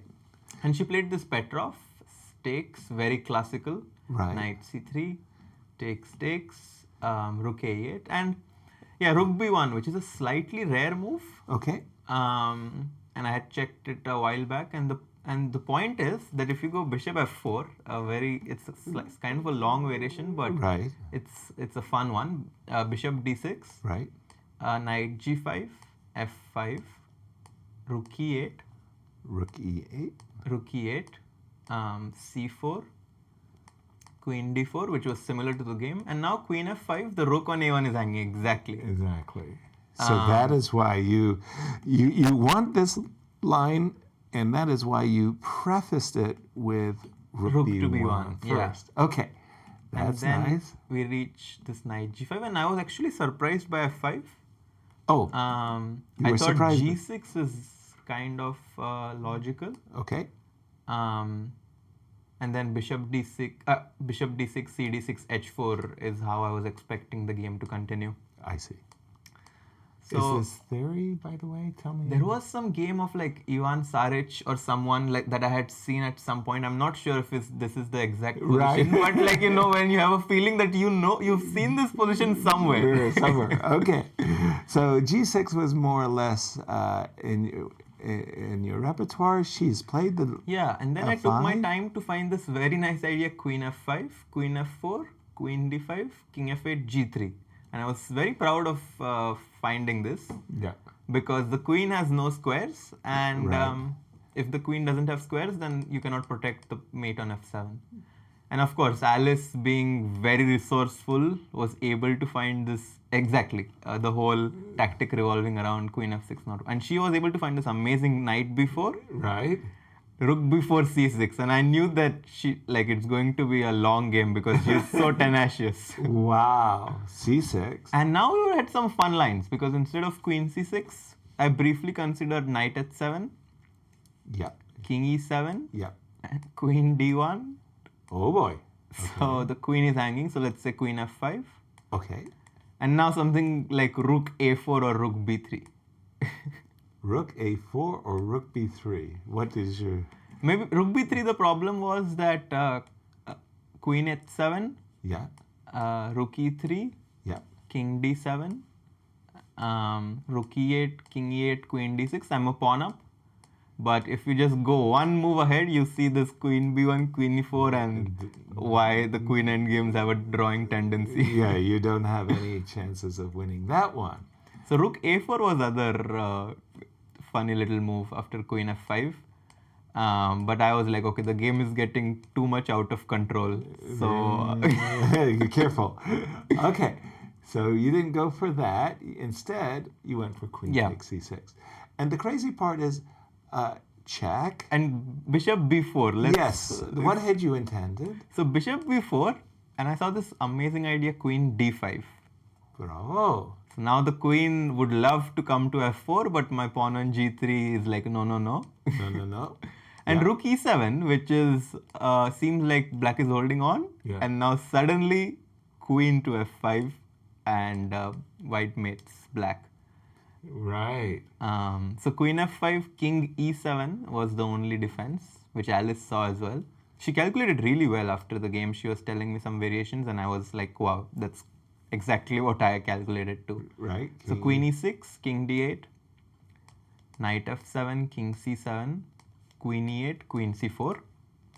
And it's very easy to just stop now and say that black is completely fine, because if black exchanges queen c6, black even might be better because the bishop can... Absolutely. Yeah.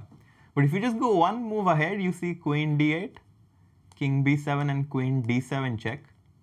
You realize that black is in so much trouble because king a6, queen a4.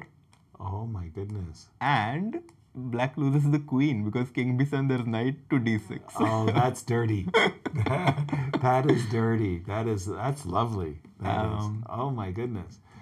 By the way, I'd like to make a confession to you. Oops, excuse me. Mm-hmm. The confession we'd like to make is after the move queen c7, we said, well, what if we take the rook? Mm-hmm. What if we take the rook? And we were looking at all kinds of other things. We were knight e6 check, makes no sense. Knight h7 makes no sense. So we cheated. Okay. We cheated. And we looked at the engine. We turned on, it's the only time in our broadcast that we had turned on the engine. And it was pre-broadcast, by the way. And the engine said queen d5 and white's winning. Yeah, I was so happy to see this, and I was expecting the game to go in this direction. Right. But Alice found out that correctly so that this doesn't work for black, and she went into this endgame, which, to be honest, I felt that black has huge drawing chances. Yeah, the drawing motifs. We thought she would play queen e4 with both hands. For sure. Yeah. I told her after the game, you have to go queen e4 and pray that that's drawing, because that's your solace. Yeah, you just go into this ending, and I don't know how you evaluate it, but this is for your sure. best chances. I mean, whether you hold it or not is the best question, is another question, but this is the best way to try. Exactly. She has allowed you to play a little with the queen and the rook. And h4, such a tricky move. Like I was like so shocked by this. Like, how do you consider giving up a pawn and then going just simply h4? Like, I mean, even though in this exact position it doesn't work, but I kind of realized why in like pro chess league and stuff, Alice is so dangerous. Because if I don't take the pawn, I don't have any move. I'm losing. Right. H3. Yeah. G4 check. If I go G4, which is a nice looking move, by the way. H3 check. Yes. I cannot take on H3 because queen H6 is the rook. A double attack. Yep. And if you play king G3, then she has this queen E1, queen G1 idea. So Alice was all prepared to somehow trick me. Oh, how that? Wow, tricks are for kids. So you actually have to take. I have to take. Okay, and it's lucky for you that things are getting a little bit weird, but you can hold and maintain it with queen D7. Yep. Okay.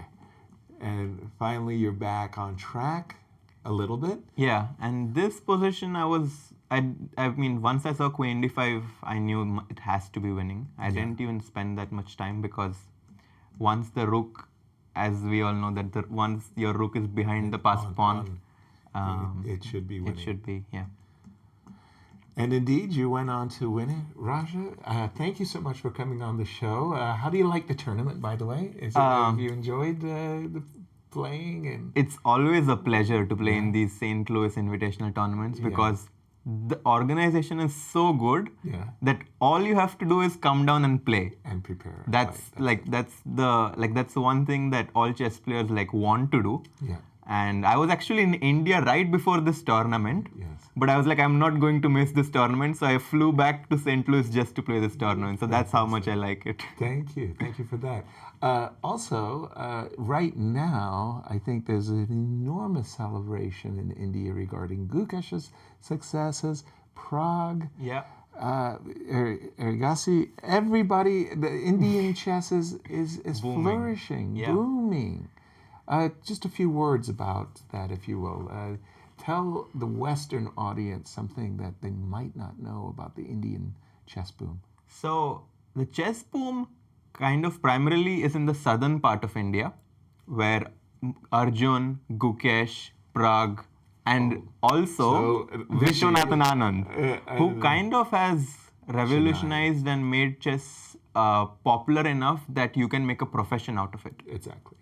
It used to be a sport which people weren't as sure as to whether or not you can, actually pursue it as a career. Right. But Vishy, like looking at Vishy, everyone has gained so much inspiration that now we have like so much youth talent Right. that many of these kids even prioritize playing chess more than going to school, because chess is something that, you have to start at an early age Right. in order to. And a potential ticket for success. Here in America, one of the things that I think is absolutely marvelous, I love it, is broadcasting, internet, and streaming. So we have professional streamers, but when I think about India, the most populous nation on earth, are some chess streamers earning a living also that way? Professionally, actually don't know that many. Right. Chess-based Sagar Shah is someone That's who a clear example. Vidit was kind of trying to, stream during the pandemic, but as soon as he was able to get invitations in stronger tournaments, Then he kind of moved away from the broadcast. Yeah, but for sure that is something that people should, start doing, because making chess more popular, like the chess club is trying to do. Levy, Rosman, Hikaru, Nakamura. I think both test sisters. for fantastic. sure. Yeah. Yeah. So I think that's somewhere India needs a little bit more Growth. of a growth. But besides that, I think India is doing great. Raja, thank you again for coming. Thanks a lot, on the Yasser. show. It was always a pleasure. Absolutely. Hope to see you tomorrow. And we will bring in another guest. Raja there winning against Alice Lee. As in the A group, Grigoriy, I believe, has won a beautiful attacking game. As when we left it, we sure liked his position. And yes, indeed, he did win. And Grigoriy, welcome back to the show. Great, thank you. Take us through it. What happened today? So yeah, I went for the Italian. Who doesn't? Doesn't, yeah. Exactly. But my opponent somehow managed to trick me a little bit with the move order. Kind of expected to get this position with a4, a5 already on the board. Right. But with this move order, he doesn't have to play a5. Yeah. He doesn't have to play a5. So more or less you were playing for this setup. Yeah. And once you got here and you saw him play c7, c6. Like it's slightly different. Well done. Yeah. He's tricked you. Yeah. Okay. I don't think it matters too much because, I mean, at some point I think a5 is still a very useful move. Okay. So far he's resisted. Yeah, h3, h6. So, and like instead of d4, he took on d4. If he goes a5, we actually transpose to my prep. No kidding. How fun. And it's a very reasonable move too, Yeah. a5. Yeah, so I had some idea. I mean, Okay, that's fine. But you've played d4. Now for me, this surrendering the center, I'm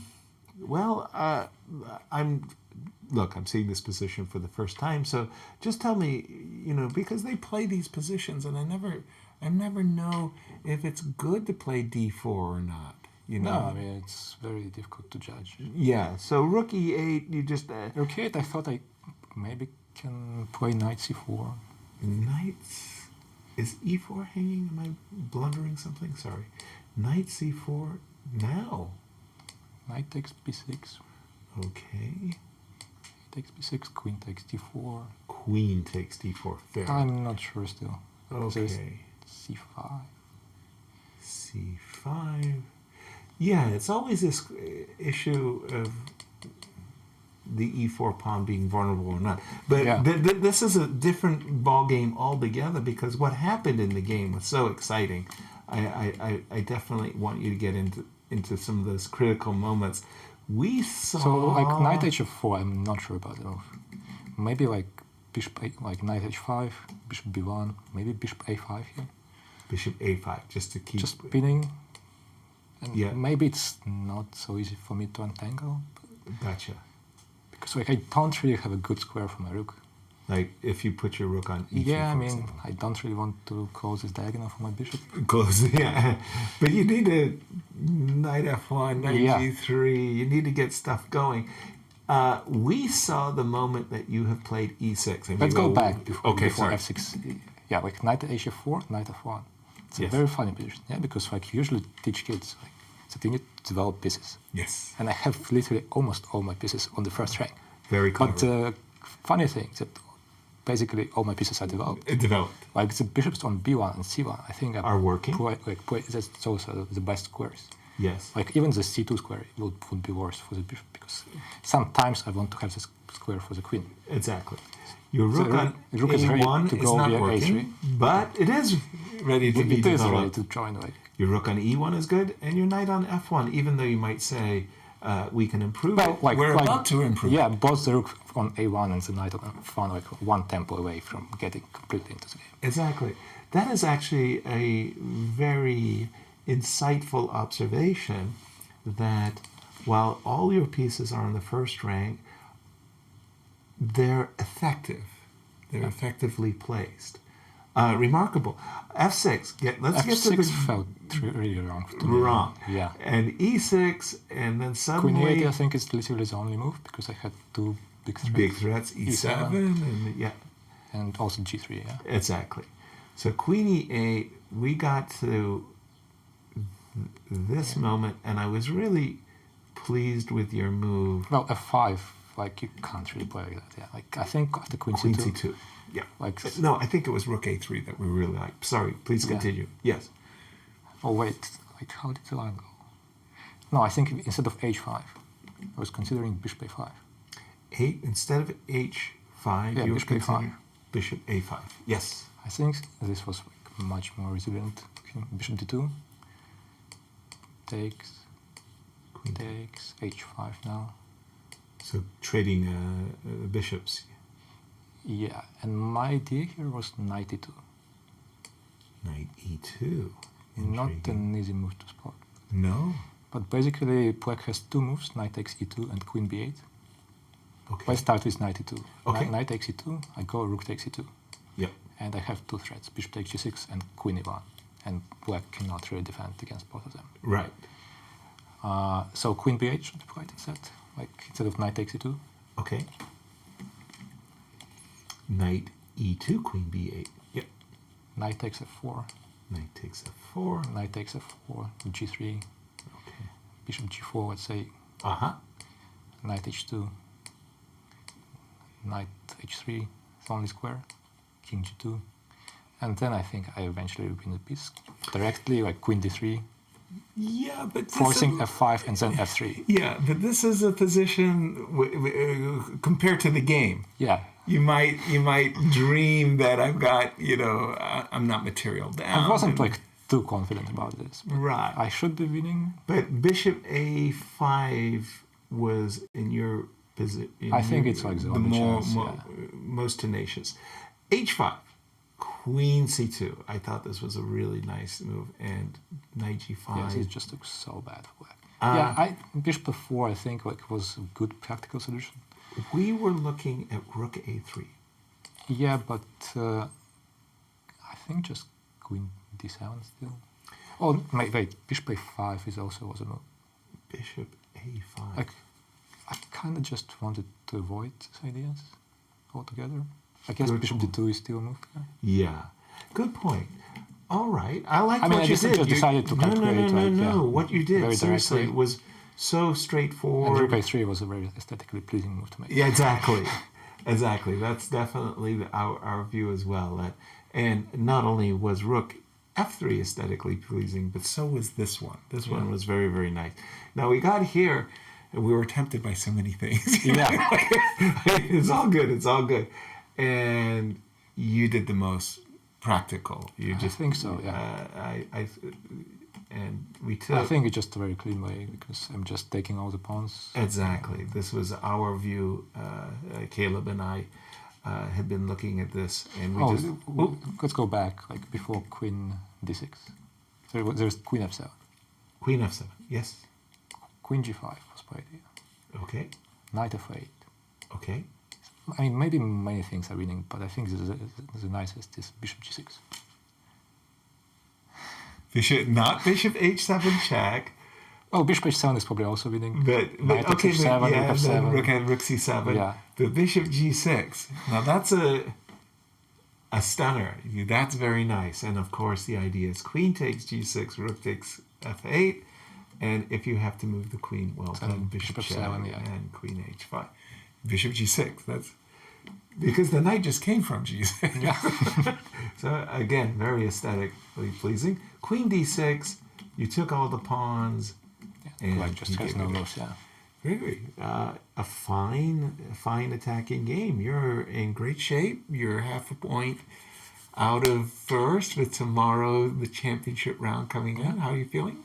Feeling good. I mean, it would be better not to lose that game against Andrew, but it is what it is. It is. And tomorrow you play. I play Black against Ray, who is also half a point behind.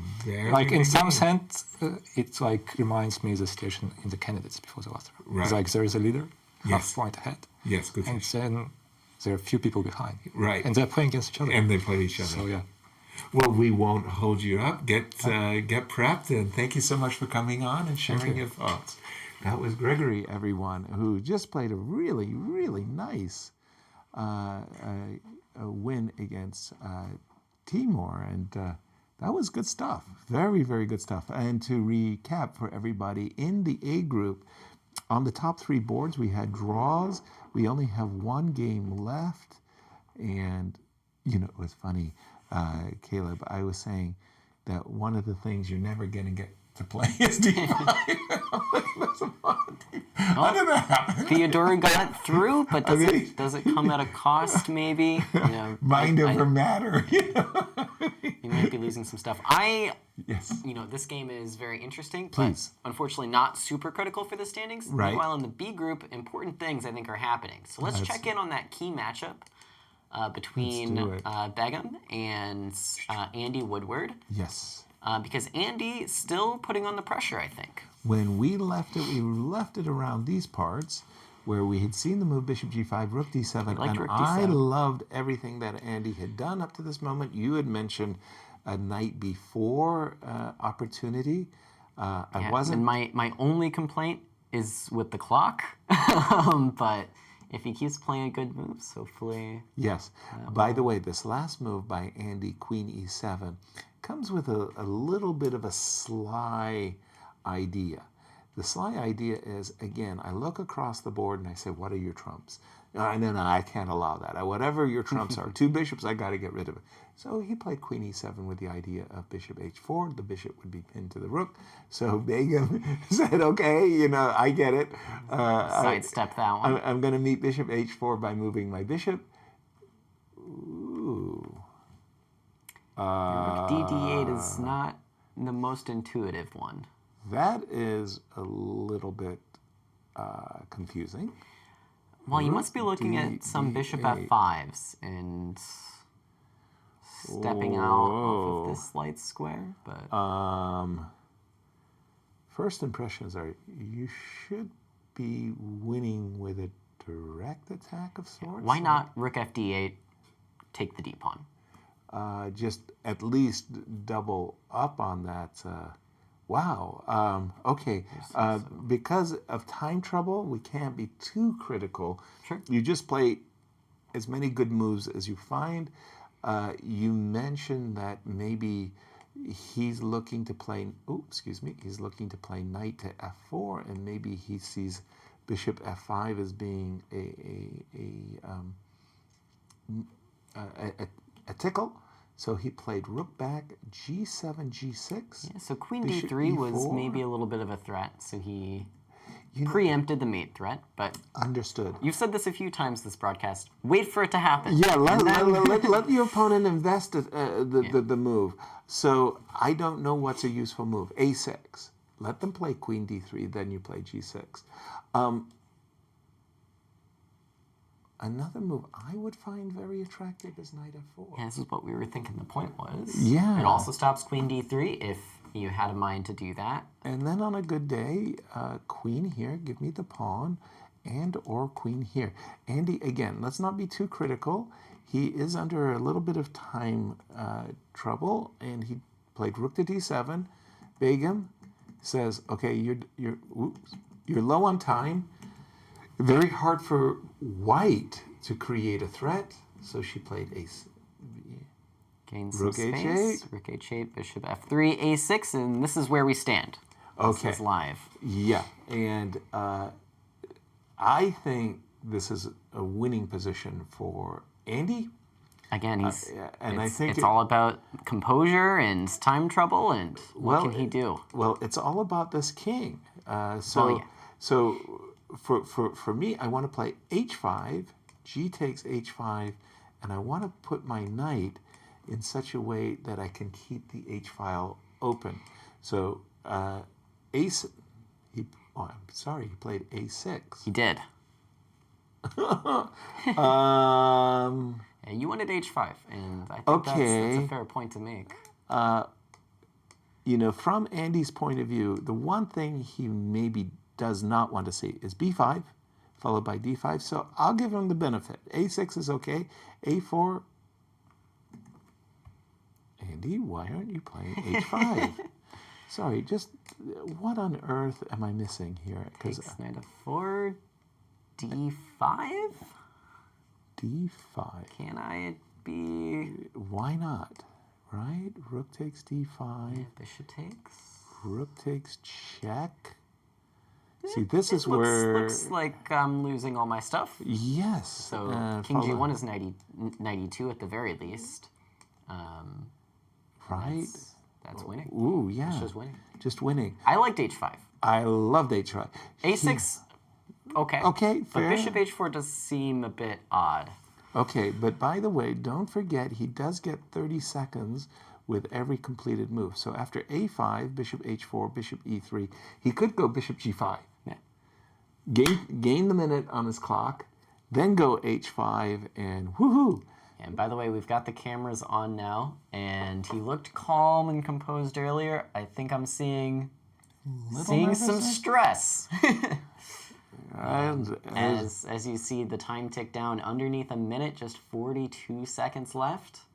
As my friend Maurice Ashley always says, time trouble makes a fool of us all. Yeah. He's got to do something. If I'm Andy, I'm playing bishop g5.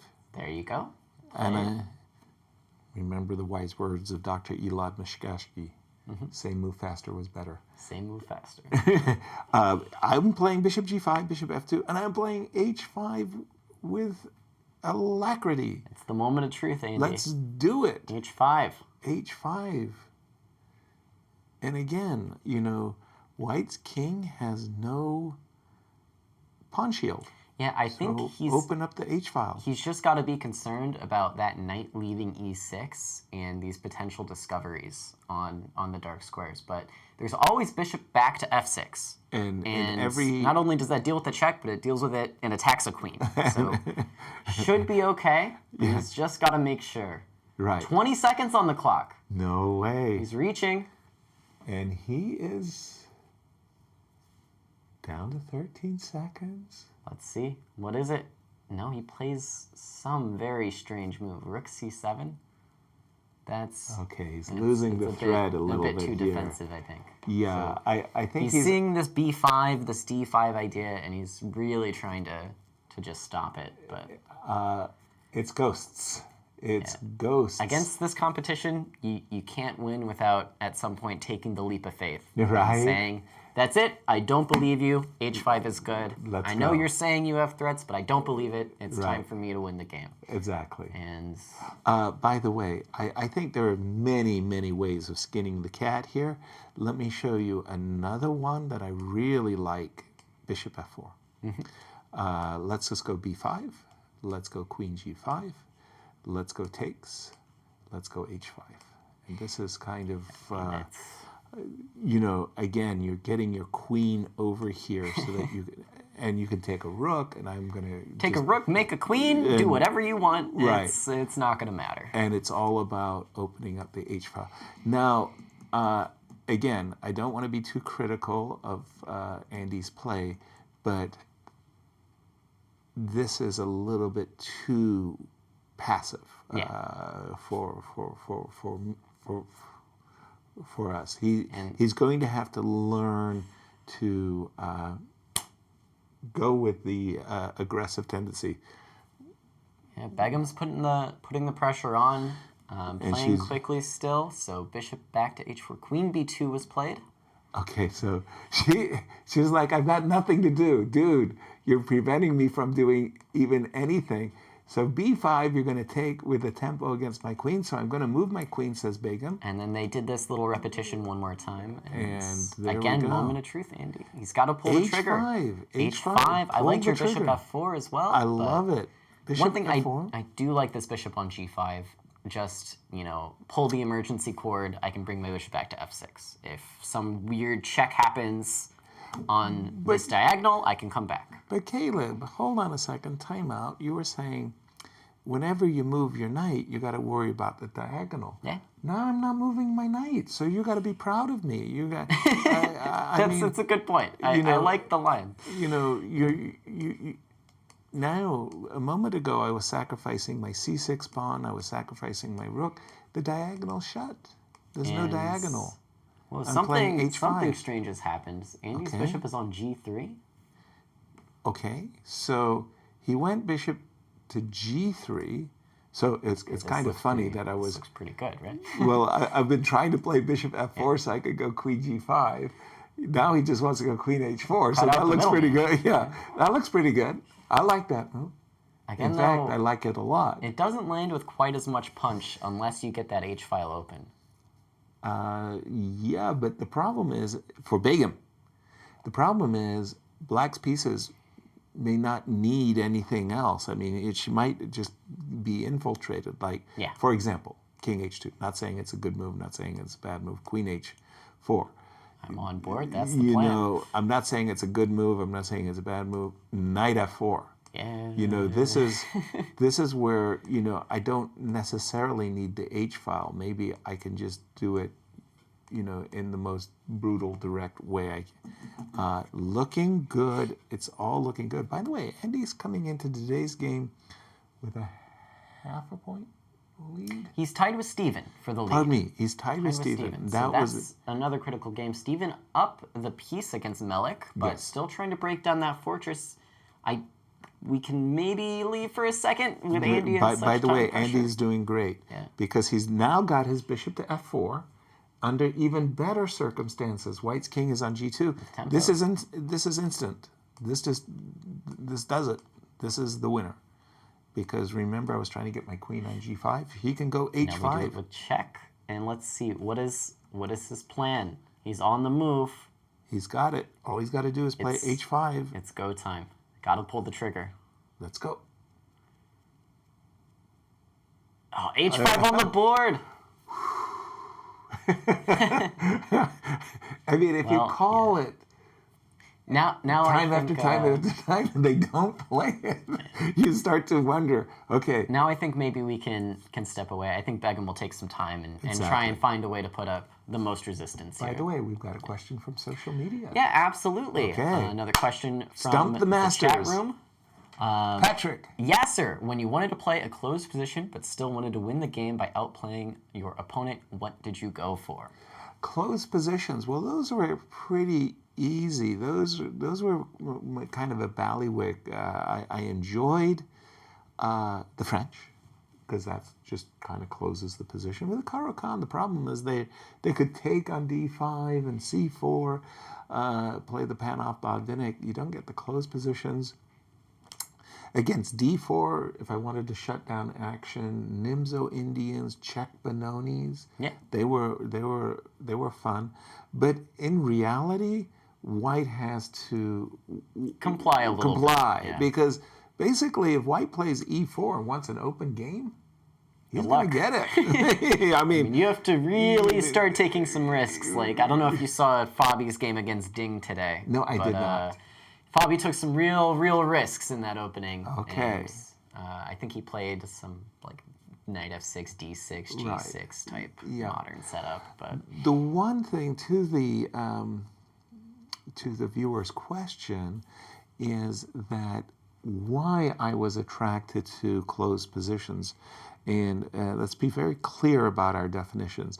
A closed position is a position where literally 16 pawns or 14 pawns are on the board. Once you get anything less than 14 pawns, it's semi-open. Yeah. So the reason I really like these closed, semi-closed positions is because it was maneuvering. There was so much maneuvering. In open positions, oftentimes it's just bang, bang, trade, disappear, and there was no play, right? So, okay, h5 on the board. Yeah. Quick look at Steven's game? Yeah, let's check out Steven's game. We do also have a result. Thank you for the question, by the way. Oh, yeah, and huge shout out to Patrick Daly, longtime viewer of the channel. Is he? Yeah, Oh, he's always here. All right. Checking in on us. So where's Steven? let's check in on Steven. By the way, though, Brewington Hardaway has won his game against Josiah. We thought Brewington had an excellent position, and he did manage to convert. And Steven broke the fortress, but lost all his pawns. Right, but okay. Seriously, I've never seen 2 bishops versus 3 pawns. And I suspect it's a table base. To me, I think it should win. But Me I'm not. too, That's not because- based in any knowledge or anything. Right. It's just Okay, so let's go bishop f5. Let's just ask. okay. I think my only chance is if I can get these guys going very quickly. Okay, let's And- ask. So essentially, what I want to do with my bishops is control the diagonals from afar. Yeah, from behind the pawns. Yes. is really nice. So like for me, I think the dream position, not necessarily even taking the pawn, is just like landing a bishop here. The more I'm looking at this, I'm thinking, Melik, it's gone. It's over. There's just not even. I suspect it's not even close. To that point, let's say bishop f5. Yes. I'll go g4. Okay. You take on d3. Okay. I'll go f4. I need to get him pretty far up the board pretty quickly. Exactly. And f5. Okay. I'll go. And your king's just back already. It's there. It's there. It's in your business. I think there's no chance here. Steven's gonna put this game away. Wow. We didn't see how he broke the fortress, but I just saw a moment ago there is a bishop on f3, and we don't even have our bishop on h5. He got it under better circumstances, it looks like. And Yeah. So this is a nice... yeah, so we reached this position with the king on e1 and the bishop on e2, I think. In our case, the d3 pawn was gone.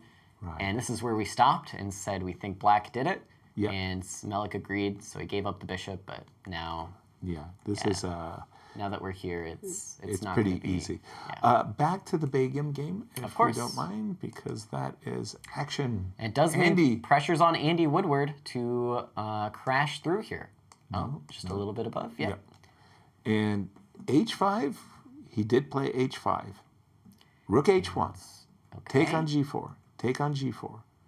Black to play. I mean, my eyes go to queen g5. And your eyes, your hands, your everything. Queen g5. And again, this is a position I can fall in love with, but queen g5, I don't see why not. I don't see anything more. I think Begim's resting some chances on... Okay, there's queen e2. I wondered if she wanted to go king f3? I thought that this might be asking too much of the position. I could be wrong.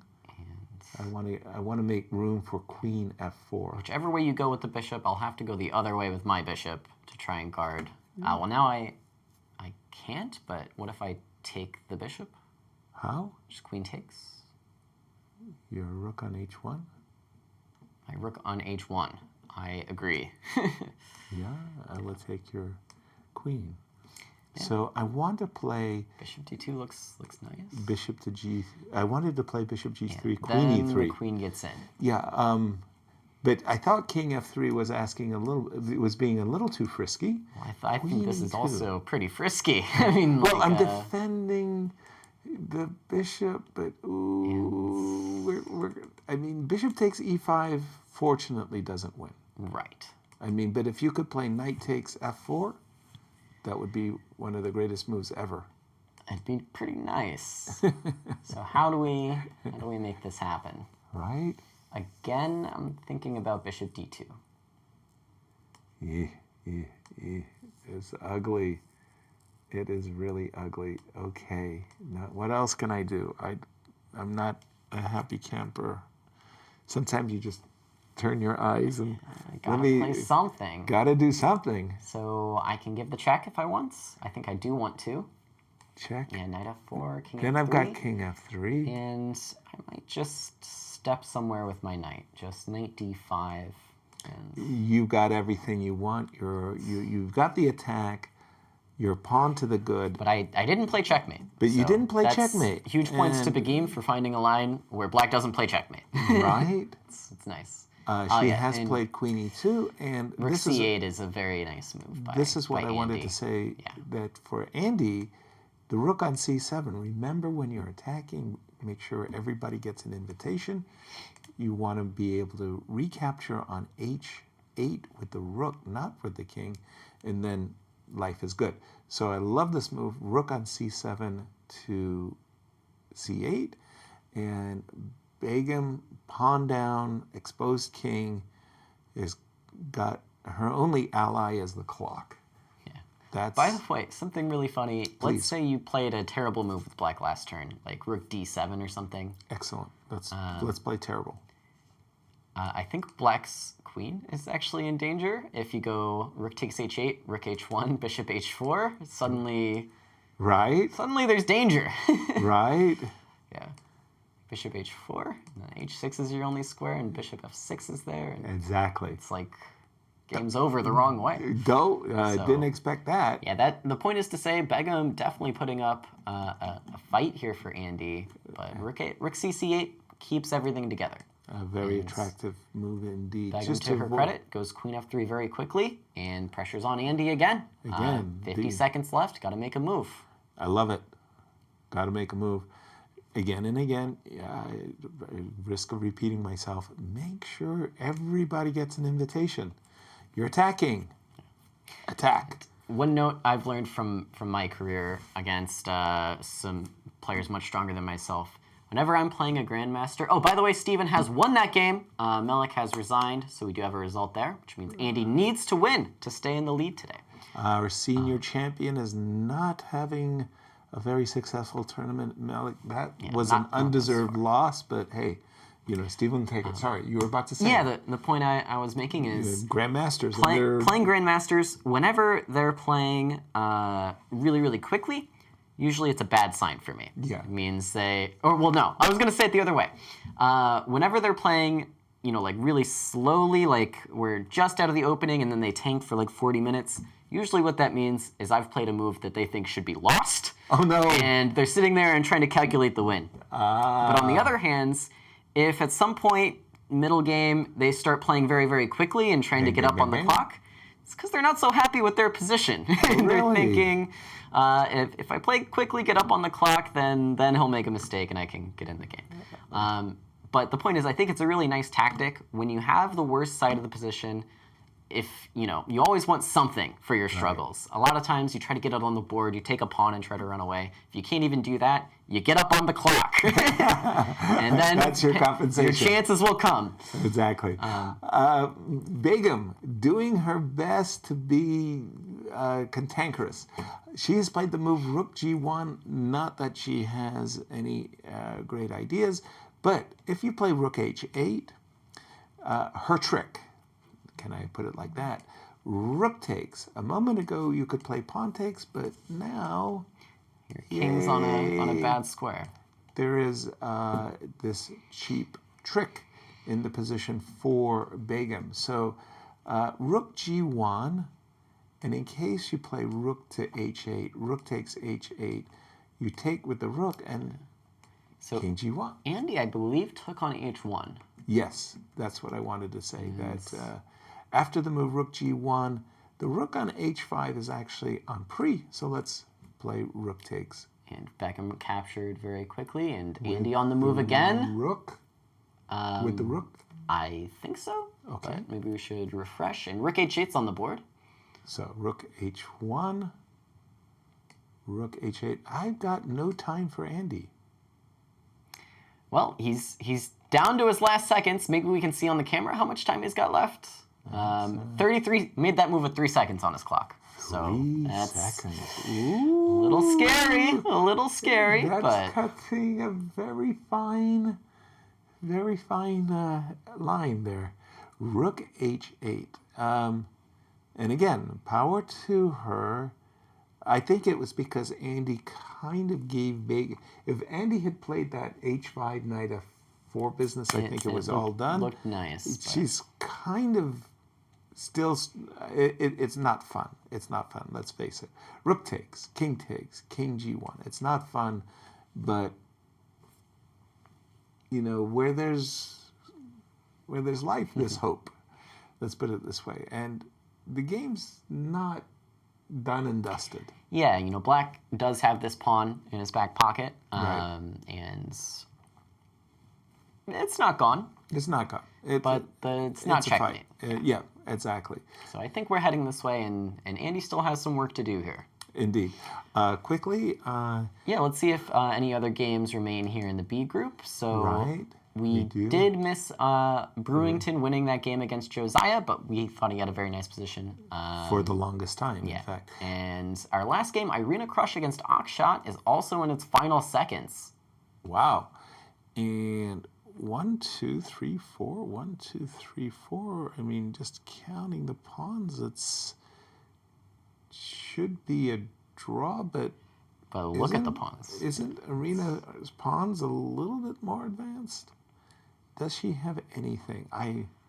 C6, B takes C6. I can win a pawn. Yay. C6, B, but I think it's a draw. B7. Right. I took us a pawn. King E5. I took a pawn. Or let's say King D5. I took a pawn. I'll check and then take B7. Yep. And easy draw. Easy draw. I think we have Brewington Hardaway ready to join us in the studio to talk about his game against Josiah. Okay, by all means. Goodbye. Caleb, you're out of here. We need Brewington in your stead. As Brewington on the black side of this kind of a Rubinstein Nimzo won a nice game, got a good position out of the opening. Brewington, welcome back to our show. Thank you. Good. It's nice to win. Yeah. It's nice. Tell us about today's game. Oh yeah, so before the game I prepared the Nimzo Indian, and I actually didn't expect him to play A3 because he had one game there, but like most of his games were Bishop D3, but I did a little bit of preparation on A3. Okay. Takes. Yeah, D6. Yeah. And we were critical of, if you don't mind me saying so, we were critical of his move Bishop D3. We just didn't like it. And what you got was advantage out of the opening. Yeah. And we thought that Knight E2 was a more critical move. If you played E5 as in the game, I don't know if that was your intention or not, but at least his development is a little bit more harmonious in this case, right? When he went Bishop D3, I thought, like, wait a minute, his play was already hard to play for white because exactly. Like if Knight E2, I go E4. Right. So, I mean, Knight E2, E4, and we thought after Bishop E6, for example, you're already better. Yeah. We like your position a lot. So maybe an opening glitch because Caleb, he said A3 okay, E3 okay, but the combination of A3, E3, and F3, not okay. Not okay. And you decided that you could punish it with E4. Takes. So at this point, you think you're better. Yeah, I really like my position. I do too. Queen H5, Queen E8.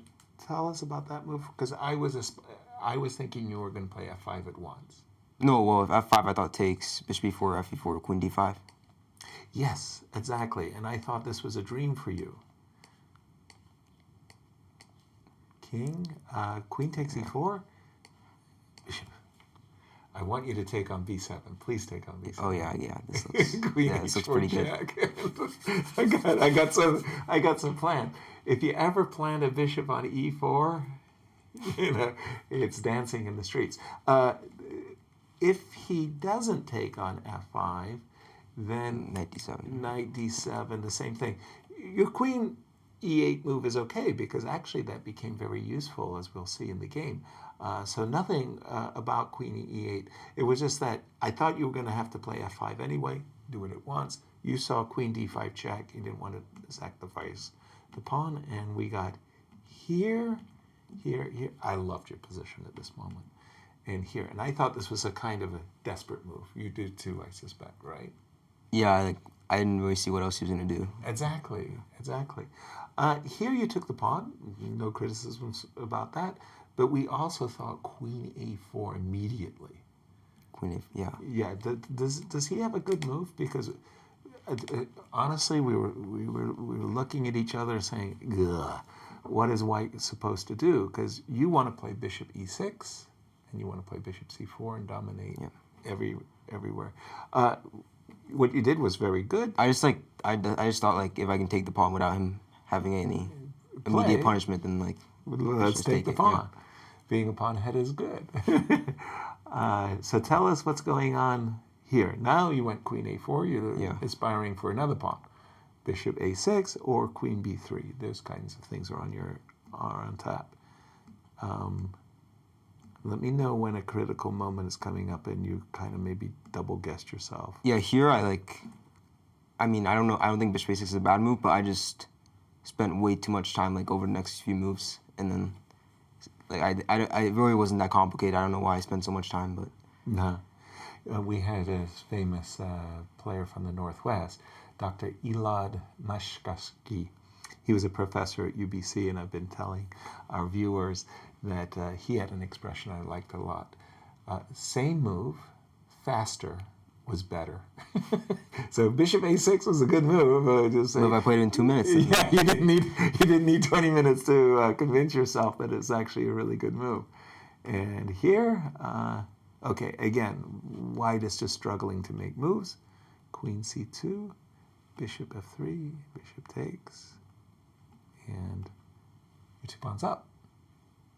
Didn't see much compensation for him either, did you? No. We thought the move F4 was a really good move too, by the way, because that just helps you misplace his pieces a little bit. Andy Drew, by the way, Begim's tenacity is paid off as Steven now takes the lead, 94. At this point, how are you feeling? It's all good, right?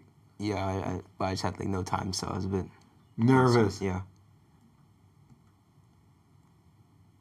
Was Queen A2 the right move?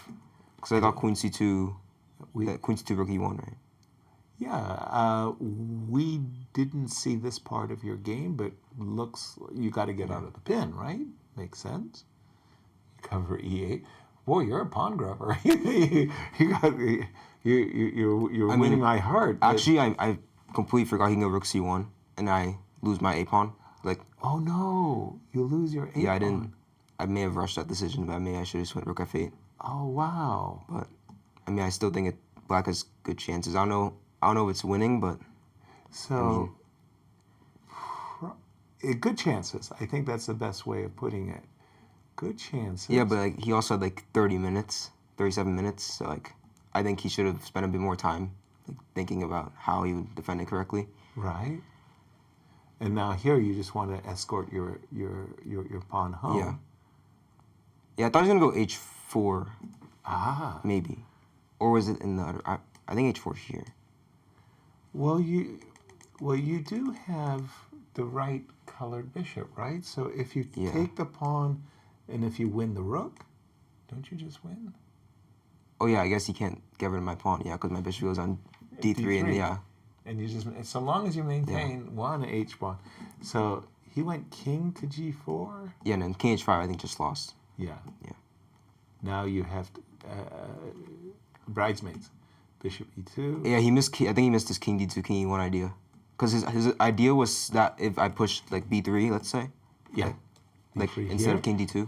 Oh, okay. b3. Yeah. Say king g3. Right. He wants to sack the rook and then push his pawn, and my bishop can't defend my pawn while. So something like rook b8. Rook b8 doesn't matter. Rook b8 and takes. Well, you can take. I guess he would just take and then go h4. Same thing. Yeah. Right. And this is his idea, and then he's going to force your bishop to go away. He'll bring his king back, and yeah, gotcha. That was so your king to d2 avoids that. Oops, sorry. Your king to d2 avoids that, and king to e1. Okay, nice. Not the best, not very good technique, but I mean. Hey, look, this looks pretty good to me. Brewington, thank you so much for coming on. And who do you play tomorrow? Irina. Ooh, big game, big game. The clash of the New Yorkers. Yes. Okay, good luck. Thank you. Thank you for sharing your thoughts. As we see Brewington there. Arena Crush, sorry, we wanted to say Begim. How did Begim, what? Just a second, hold on. I got the wrong game. Hold on. Just a second. Stephen won. That one we expected. But Yeah, Begim so versus Andy. Up the two bishops, and then somehow Remarkable. She is collapsed a bit, yeah. she is a fighter. Begim, we thought she was in trouble, and she was. Ooh. Did you mention this whole bishop h4 the stuff? bad things happened. I'll say the And then bad Andy had things. to bail out with the draw. Wow. So something very, very wrong. Very, very, very wrong, which makes for a very exciting finish for tomorrow. Definitely, yeah. As we see Stephen has taken a half a point lead over Andy. Well, we'll get the standings up By the way, before too long. During that last interview there, we did have another result as well. We were extolling Ante Brkic's position early on. You mentioned black wants d5, but it's never going to happen. Never. Nikolas played d5. Not only did he play d5, he won the game in What the a A group. remarkable turnaround. So that makes the game on your screen the last game remaining between Irina Krush and Akshat Chandra. And Akshat pushed his pawn to a2. That's far. It's pretty far. That is a far. That's. But I think we're going to see a draw by repetition now. looks like it should be drawn at the end of the day here. I'm looking at check. So what I really like to do is get my rook behind the pawn. So if you play king b8, I'll go check. And if you go king c7, I'll go here. Oops, sorry, rook to a8. So you would likely, at some point, if you're trying to win, go here, and then I will go here, and I'll make a draw. Maybe I'll do it with king b6 after that first check. Check.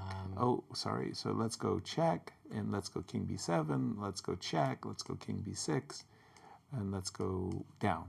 Yeah. And then I guess I just can't do it. Your f pawn is going to distract my rook away, and for sure. And we'll get h pawn versus h pawn, and all of its. Do see seconds remaining though. I do see seconds. Yeah, there's some time pressure, and Irina's placed her rook in front of the pawn, but I think it's still okay. Okay, so she didn't give a check. Did not give the check. Just forcing the king on b6. It does let Akshat put the rook back. But I would have been worried about this position. I would not want to have allowed this. So f6, king d7. She must want king f5. Ah, of course.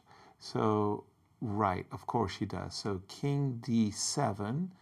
You don't push f7 because this is like how you lose. You think she's got king f5, right? But king e8, it's not the end of the story here. Still, no, this should be a draw, but yeah, it's a little bit peculiar way of playing. Maybe what we'll see is king f8 and Irina will take h6 and then all of a sudden make a beeline for the other side of the board with the king. Right, King exactly. G5, and we're just going to come all the way, take the a-pawn, and that will tell the tale. Indeed. That makes a lot of sense. And so Akshat actually just plays rook takes f6, and now after rook takes a2, it is h-pawn versus h-pawn. The dynamic. Dueling it out. So with that, this game is all but signed and delivered. Right. So why don't we take a peek and see what standings we have. Let's do it. A full 8 rounds of chess. Indeed. I think it's going to be a really exciting last round. There's a lot to play for. In the A group, Andrew Hong still ends up at the top of the leaderboard, all by himself with 5.5 points. With one additional chaser. Yes, Grigoriy. Of course. So we had the 3 chasers going into the round, Ray Robson, Awonder, Liang, and Christopher Yu. They all drew their games, so they made no headway. But Grigoriy Oparin also joins them on 5 points with his nice win today.